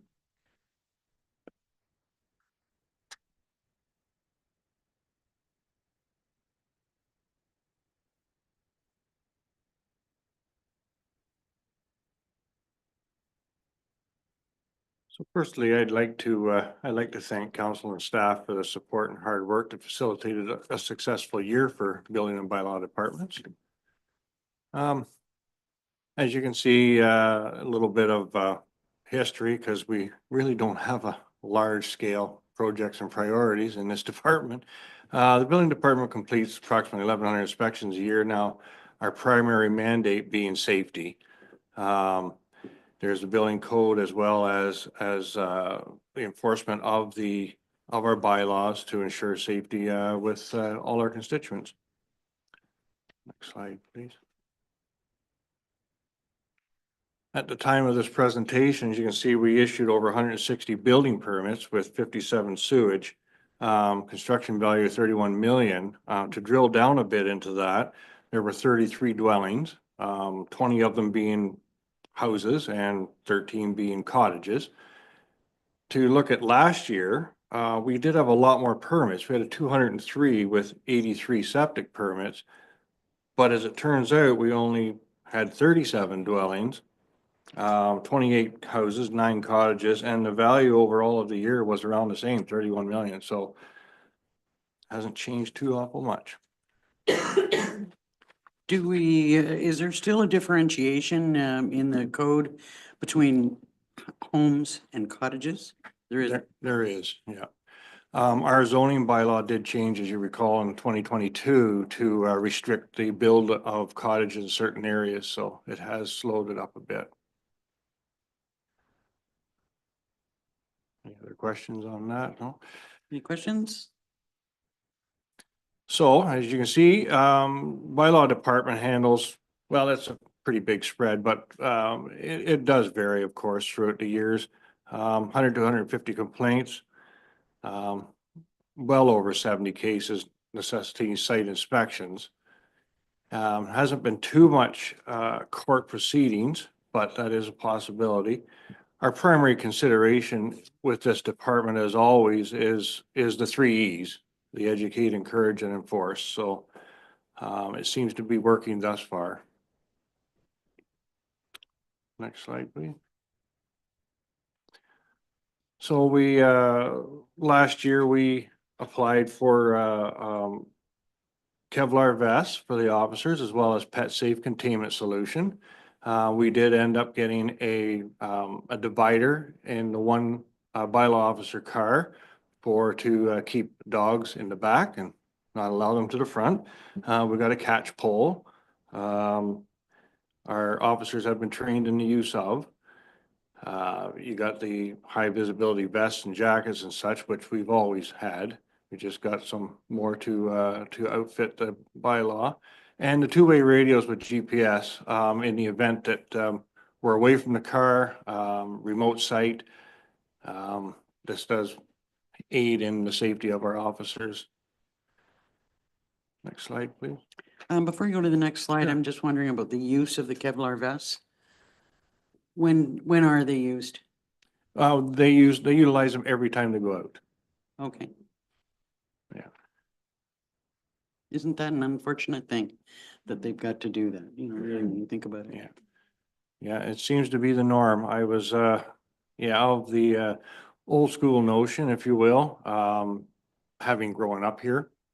And then after doing research last year to apply to buy the vest or to ask council's permission, I was surprised to see how well used they are around Ontario and need for them, so.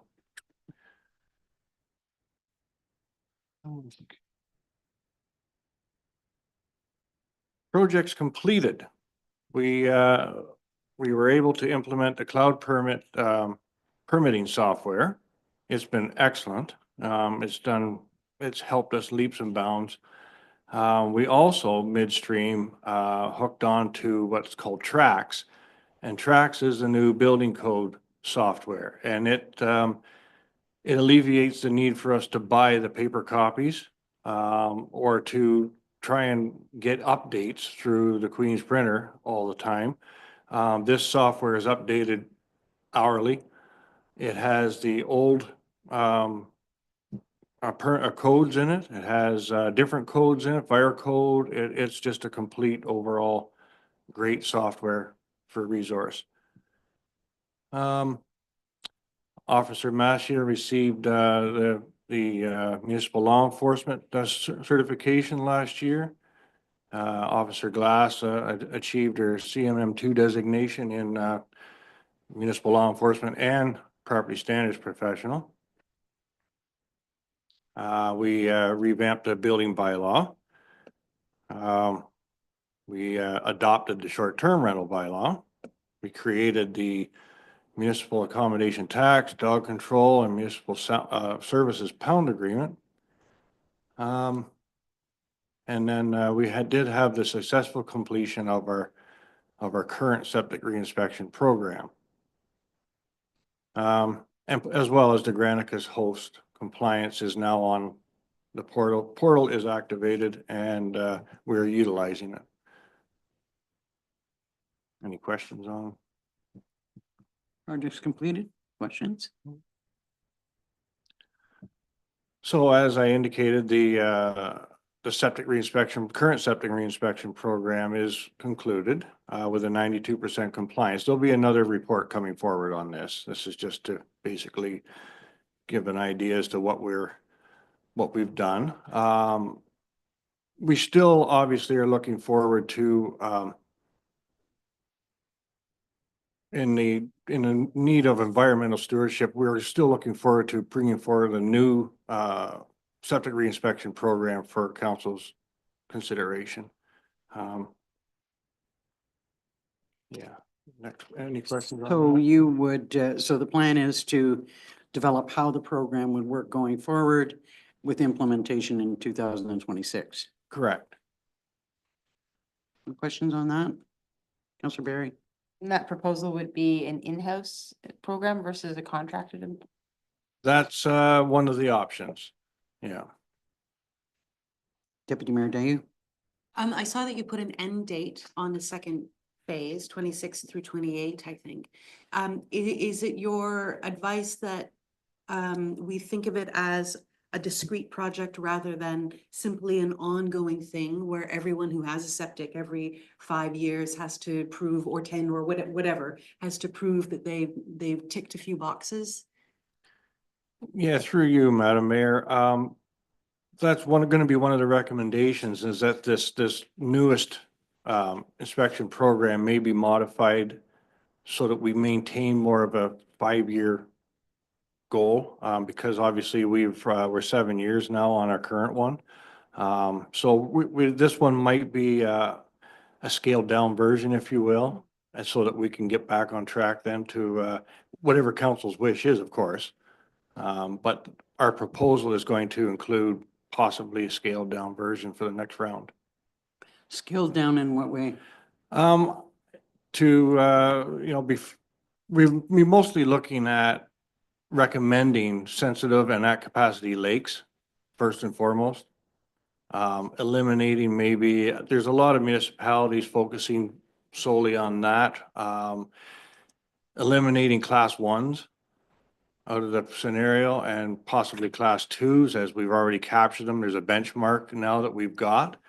Class ones are something that 30 years ago was being established and built all the time. Nobody builds an outhouse anymore, that very rarely.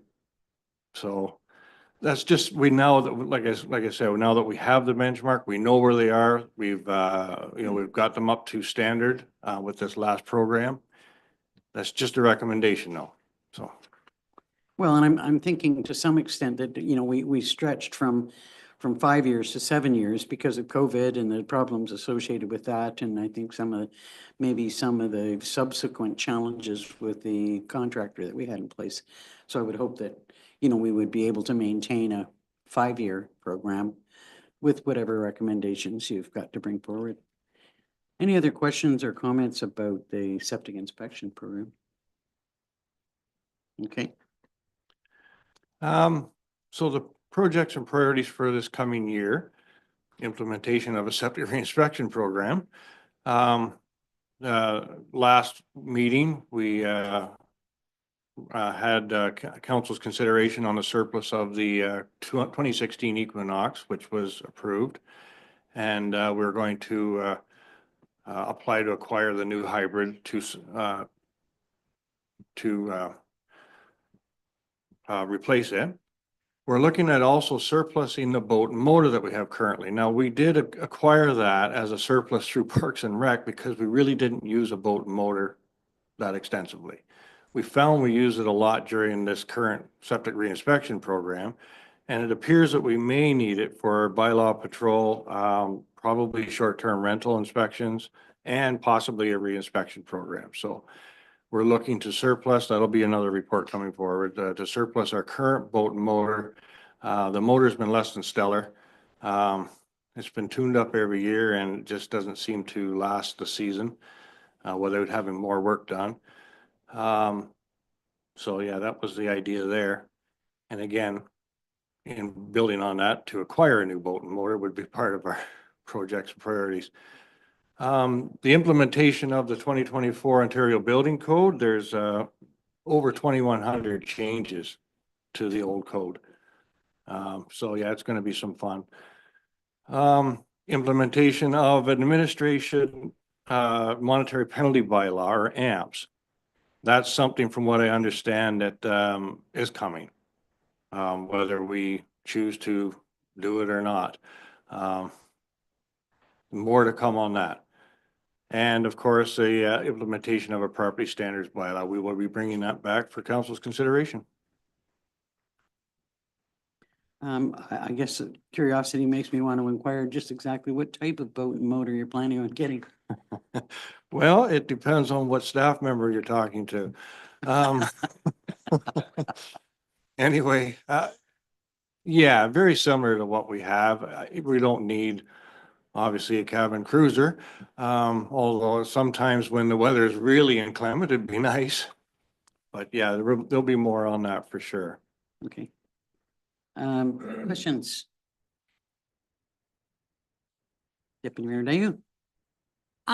Does your current boat and motor, can it be used at all landing points in Algonquin Highlands, the ones that are publicly maintained, but also, the ones that you just need to use to get onto a lake, even though it's not, is it the right size for that sort of thing? It is, yeah. Yeah, sorry. Through you, Madam Mayor, it is for sure. It's 14 foot. I believe it's a 15 horse. It's not marked. That's what it looks like. It's easily managed, easily launched. We could almost manhandle it if we had to. So, yeah. Well, I'm surprised it's not slightly more than 15 horse, but we'll look to see what you recommend Thank you. to require. Any other questions? Well, thank you, sir. Thank you.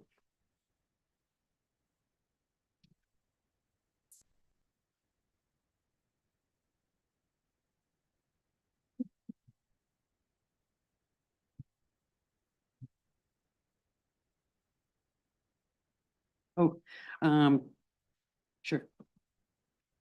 Just gonna take a 1-minute break.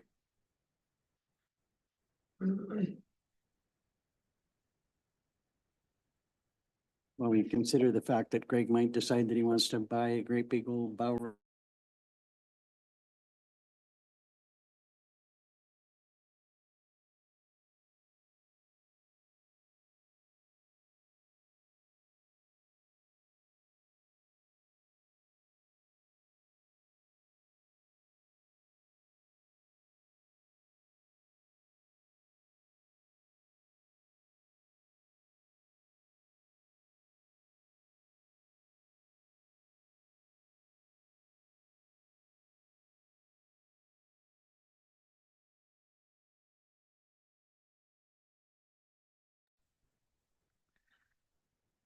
Welcome, Mr. O'Callahan.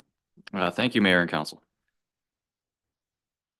So to start, I've summarized the completed or not completed or ongoing projects from this previous year. As previously discussed, a number of these projects are multi-year projects. So the short-term rental bylaw, that's now been completed and implemented, and we're accepting applications along with the MAT tax bylaw. The license of occupation policy has been implemented, and again, we're receiving applications on that. And then the county is currently working on the development charges background study. So I believe we're just waiting on some final reports that the county should be receiving for that, and then hopefully moving forward with implementing development charges throughout the county. Next slide, please.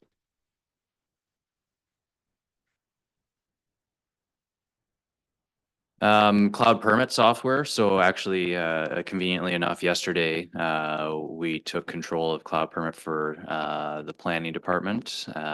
So I'll be working with the, communications coordinator, get the word out there that, we can now accept applications, for the planning department through that portal. Next slide, please. I'm very glad to see that, you know, that there continues to be collaboration through the working groups with the municipalities. I think it just, nothing but good work comes from that and some savings and some better understanding for the public as a whole. And so for 2025, similar to the previous slides, we'll be continuing on with the development charges collaboration with the county, implementing recommendations of the service delivery review, continuing on with the license of occupation policy and the short-term rental bylaw. Next slide, please. Cloud permit software, we'll be accepting the applications through that. Continuing to support affordable housing projects within Algonquin Highlands, and also begin the preparation for our official plan review, which is anticipated to take place in 2026, but we will have to wait for the county to first update their official plan, so ours will be in line with theirs. This was also mentioned earlier, collaborating with the Ministry of Natural Resources to obtain ownership, a lease, or enter into a land use permit on specific parcels of Crown land that contain a township asset or interest. And then we'll also be looking at updating our fees in this coming year. Any questions or comments on that page?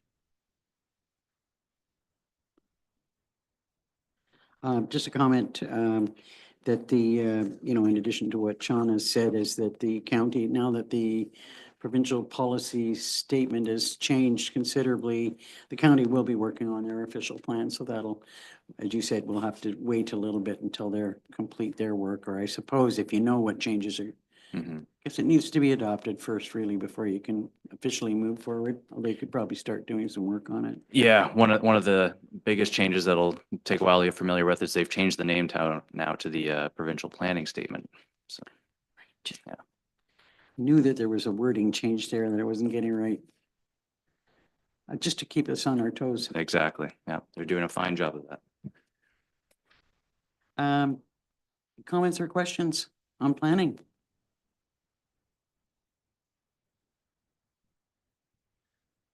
Deputy Mayor Dayu? Well, I really could have been and should have been saying this throughout without all of the presentations, but I am reminded again, as I look at the, you know, the planning department work that has happened over the last year. It's a humble little line by line list, but so much work has gone into it.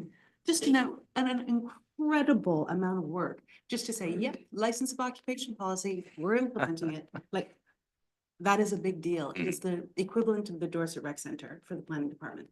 So, well done. I would argue times two.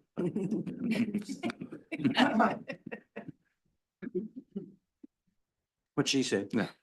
Thank Thanks, you. Sean. Next up is administration.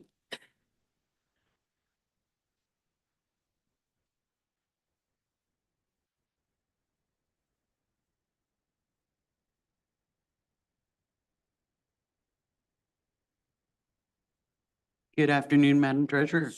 Good afternoon, Mayor and Council. As we wait for this to come up on my screen. That's a busy visual. Well, it's a busy department. Exactly. And I did it in collaboration with the CAO and clerk, deputy treasurer. So, you know, team effort here. So, yes. So we'll take a look at 2024 and review and then consider our 2025 considerations. So our accomplishments for 2024 for the administration department are kind of all over the place. Corporate strategic plan was completed and implemented as both council and staff collaborated process. So it's in place and we refer to it all the time and use it. Records management project is underway in collaboration with the county and area municipalities. And our completion is slated for spring of 2025. At this point, we have clerks, administration, or treasury. And there's, I think, another one that's already in for this year, but we'll be finishing it in the following year as well. The clerk's department has been doing extensive research and review of the cemetery bylaw and updates completed related to the green burial section of St. Stephen's Cemetery. And they've also been looking into the cemetery software, which is a project that's included in the digital strategy and discovery work. Will begin with the transformation working group in 2025. We continue to work jointly with the IT digital strategy group on varying IT objectives throughout the township. We've added more online options to provide ratepayers with helpful information and streamlined payment options through our website, and notices and information is always available as well, and that's really helpful information. We were able to complete the asset management software implementation. And as everyone else has mentioned, we continue to collaborate with all levels of local government to ensure the efficient use of our resources.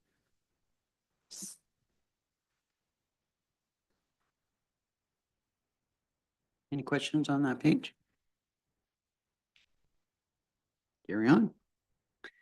So now we move into next year, and we have a complete list of things that we need to get done again this coming year. We will continue with the onboarding of the records management SharePoint, or onboarding the departments onto the SharePoint as part of the records management project. In conjunction with that, the clerk's department will be looking into the creation of records management policies and procedures. And again, the clerk's department will be looking into the implementation and acquisition of cemetery software.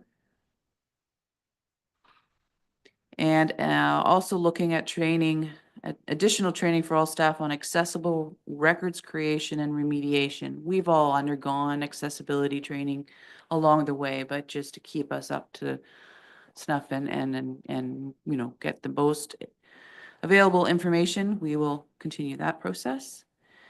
The clerk's department will be preparing and getting things underway for the 2026 election in 2025. One of the other items that we're hoping council will provide our support will be the development of a digital transformation coordinator job. We'll have to create a job description and then bring it to council and go from there. Our asset management plan, which was passed in October of 2020, is due for an update in accordance with the regulations. So we'll be going through an RFP and getting a company involved with the update of our existing asset management plan. One of the other items that is going to be put in place in response to a recent report that council received is the AP automation software implementation, which I can tell you my treasury team is quite looking forward to, as all the department heads, I'm sure. And we will commence the discovery work jointly with all local municipalities for new finance software. Again, in our report that you recently received, we are looking at the end of life of our existing financial software of 2029, I believe. So we'll be starting that process and getting things looked at and see where we move ahead with a new financial software. We will continue to provide access to training opportunities to enhance the skills and knowledge of our administration team, the deputies in particular, just to keep them moving ahead and looking at all of the training of options that are out there for all of us. And we will continue to improve online efficiencies and review point of sale processes for all municipal facilities to ensure efficiencies.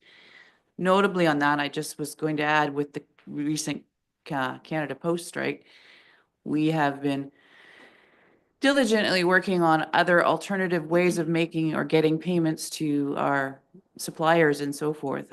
And we've been having to turn to more and more online options as well. So this is just another one of those efficiencies that some days they change overnight.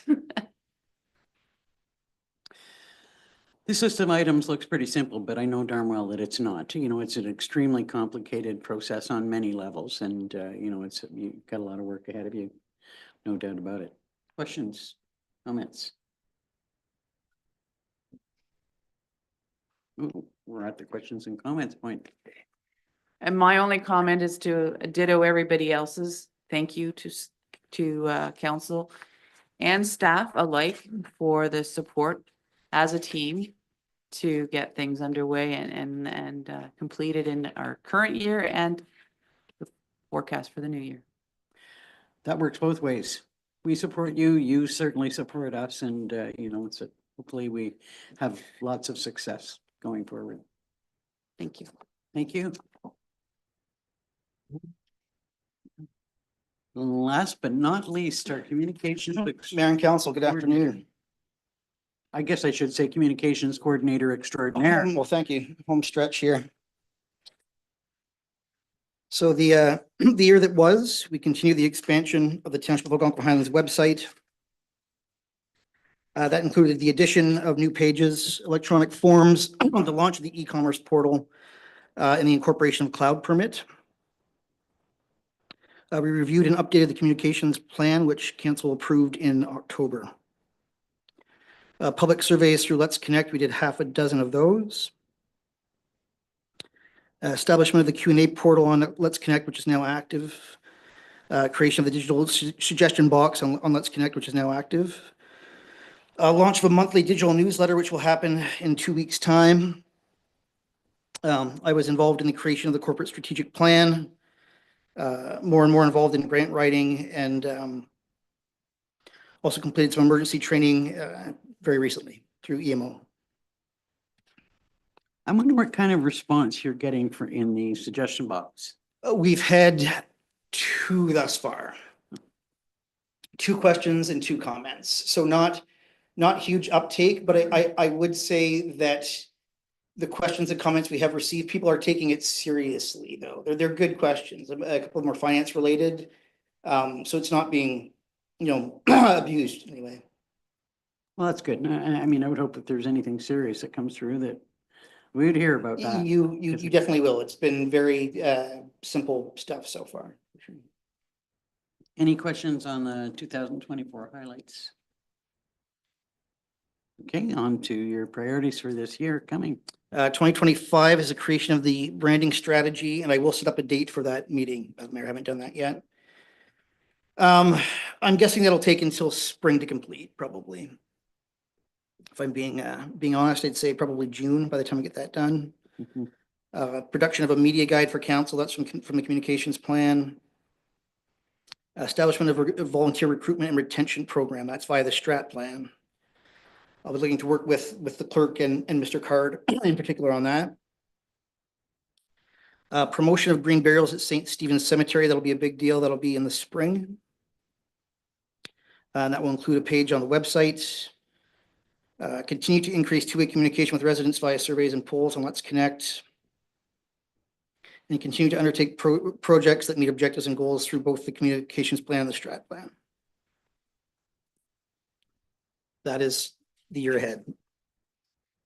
Sounds simple. If they're already good, Not- it sounds simple, yeah. Not so much. It's not, yeah. One of the things that I have been doing is trying to impress upon the committees that they can't just snap their fingers and expect that you would be here at their bidding and do the work that they think that you should do, that should be going through our CAO to the greatest extent possible, because I can see that you know, that it's an easy thing to say, let's get Chad to work on that, or let's, you know, and that can become overwhelming after a while. So, you know, we're just hoping to keep that at a bit of a dull roar. Sure, and I appreciate that. And the work that you're doing really does go a long way to We had a help. great meeting, the ENS committee this week, and it was very productive, so. Questions for Chad? Thank you Thank you, Mayor Council. for everything that you do Thank to you. keep our public informed.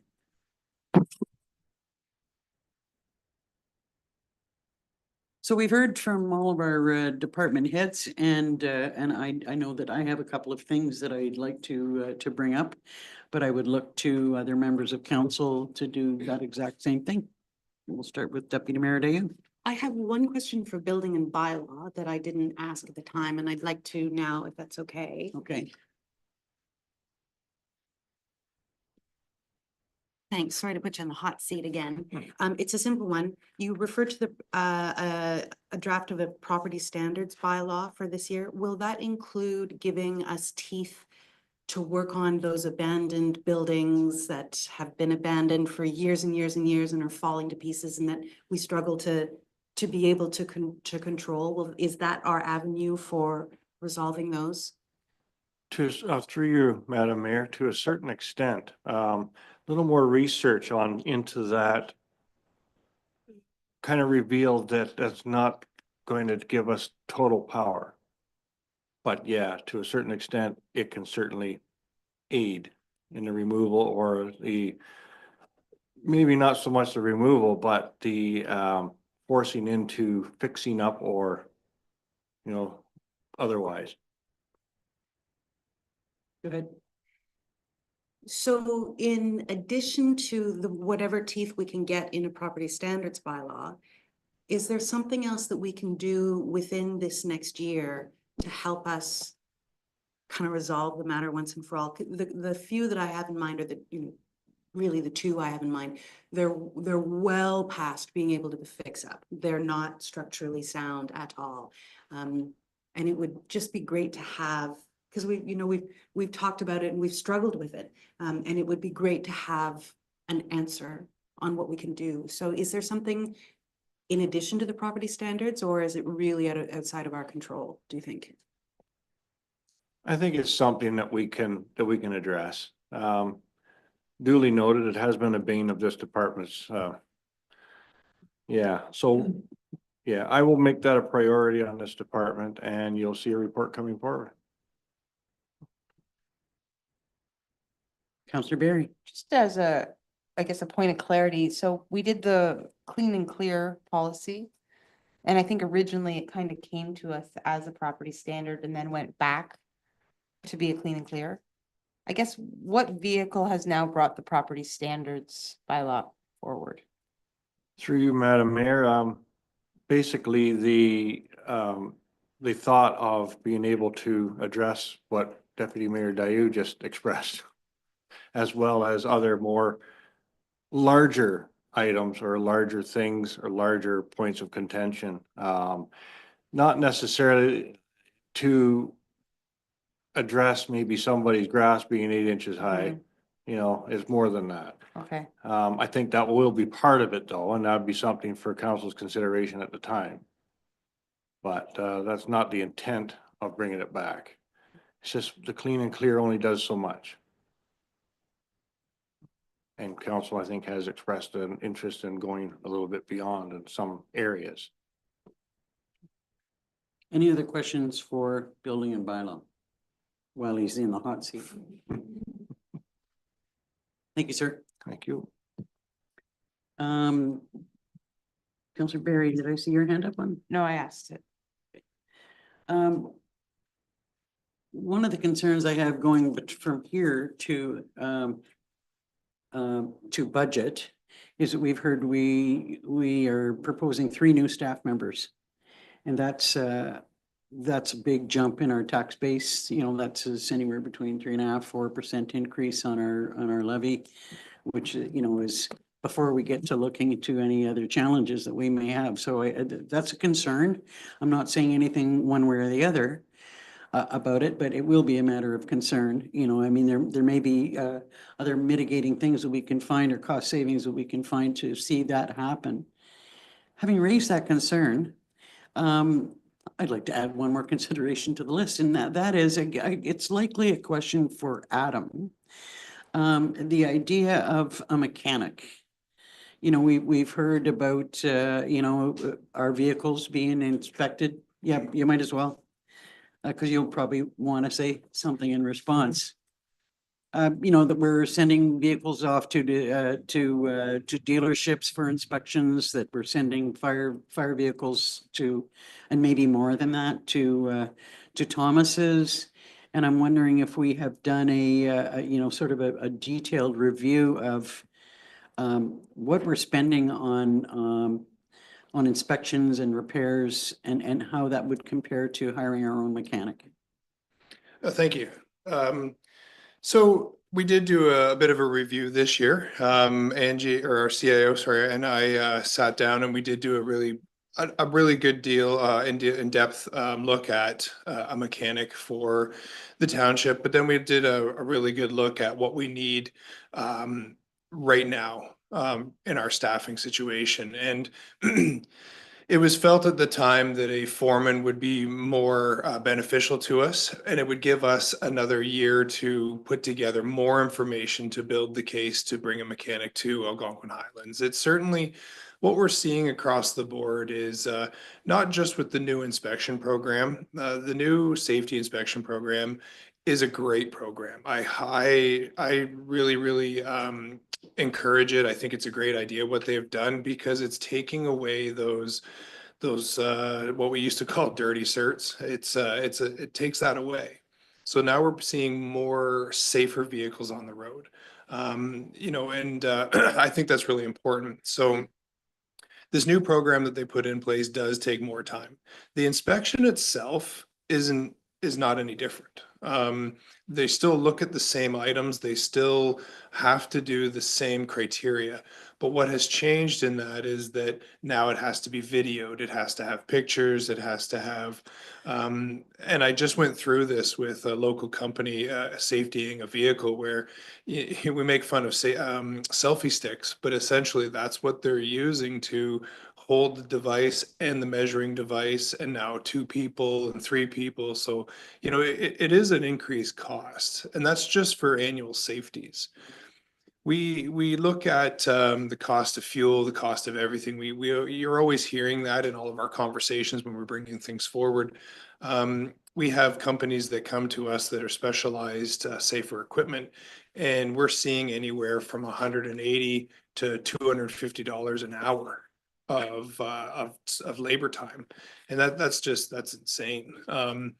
So we started looking at it in the last 3 months of bringing a mechanic on board, what that would look like for us. Our new facility definitely would have the room for a mechanic. But again, through the positive discussion that I had with our CAO, it's not we don't have enough numbers yet. And I would like to have more time to put that together. So this next year was going to be not, so I wouldn't say devoted, but definitely looking at the municipality as a whole. Because I certainly can speak to, off the top of my head, yes, we need a mechanic. But I want to involve all the other departments, because we do a lot of equipment sharing. We do a lot of moving equipment and vehicles and things like that around. I think it would be a great idea to look at what we could come up with for a mechanic to come to us versus getting a mechanic, and then coming up with a plan of attack that they would look at each vehicle. They would, you know, put together a report card for each vehicle within all the departments, and then a schedule of what that could look like. Unfortunately, I just wouldn't have the time to put that together prior to budget to justify saying, let's get a mechanic right this second. I think this next year will allow me that time to build that case and put together a plan of what that person would look like as soon as they enter the door. Thanks for that, Adam. I wasn't really, I mean, I wasn't suggesting that we run out and acquire a mechanic, but I did want to know that that we're looking at it, thinking about it, you know, doing cost comparisons. I mean, I suspect that we'll reach a point where a single mechanic can't look at everything we've got. you know, if you particularly look at some of the equipment that Parks Recreation and Trails have got, you know, there's a difference between a mechanic and you know, small engine mechanic and, you know, diesel mechanics and how that all fits together. So, you know, I'm just glad to hear that we're, you know, continuing to look into it. Any other questions? Well, Adam's in the hot seat. Okay, thanks so much. Thank you. The only other question that I've got is, and I'm not sure that we got an answer on air conditioning for the Dorset Rec Center. Go ahead. So we're just waiting on an answer from funding. Okay, and I guess, you know, if the answer is no, you're going to be looking at whether or not we're going to fund it ourselves or not. Okay, just another thing for us to think about. Any other questions from council on anything that we've heard today? Well, I thank you all for the information that you've given us. You know, it's been an extremely interesting day. It lays the groundwork for our next year and how, you know, we'll be going forward and how successful we'll be. I know that there's a lot of work to be done by all of you, and we truly appreciate that. I just can't wait to see what the budget looks like. And I know that that's a challenge in itself for the work that you've got going forward in preparing that budget and you might have to never mind, I won't say that. I just, you know, thanks again for all of the work that you've done. And to council. Yeah. So I think that there is nothing more to do but to have a mover and a seconder for the confirmation bond. Is that correct? Or have I? Okay, I was wondering about that, if we needed to do them one by one or needed one for, okay, could I have a mover and a seconder then to receive the presentations for today? Councillor Richards and Deputy Mayor Dayu, and I assume that that's an all in favor. Everybody's all in favor. That's the first time I've ever seen 4 hands go up for a resolution. Moved by Councilor Richards, seconded by Deputy Mayor Dayu. Be it resolved, council receives staff's 2025 projects and priorities for information. All in favor? That's carried. I'm mover and the seconder for the confirmatory bylaw. Councillor Short Reed, Deputy Mayor Dayu.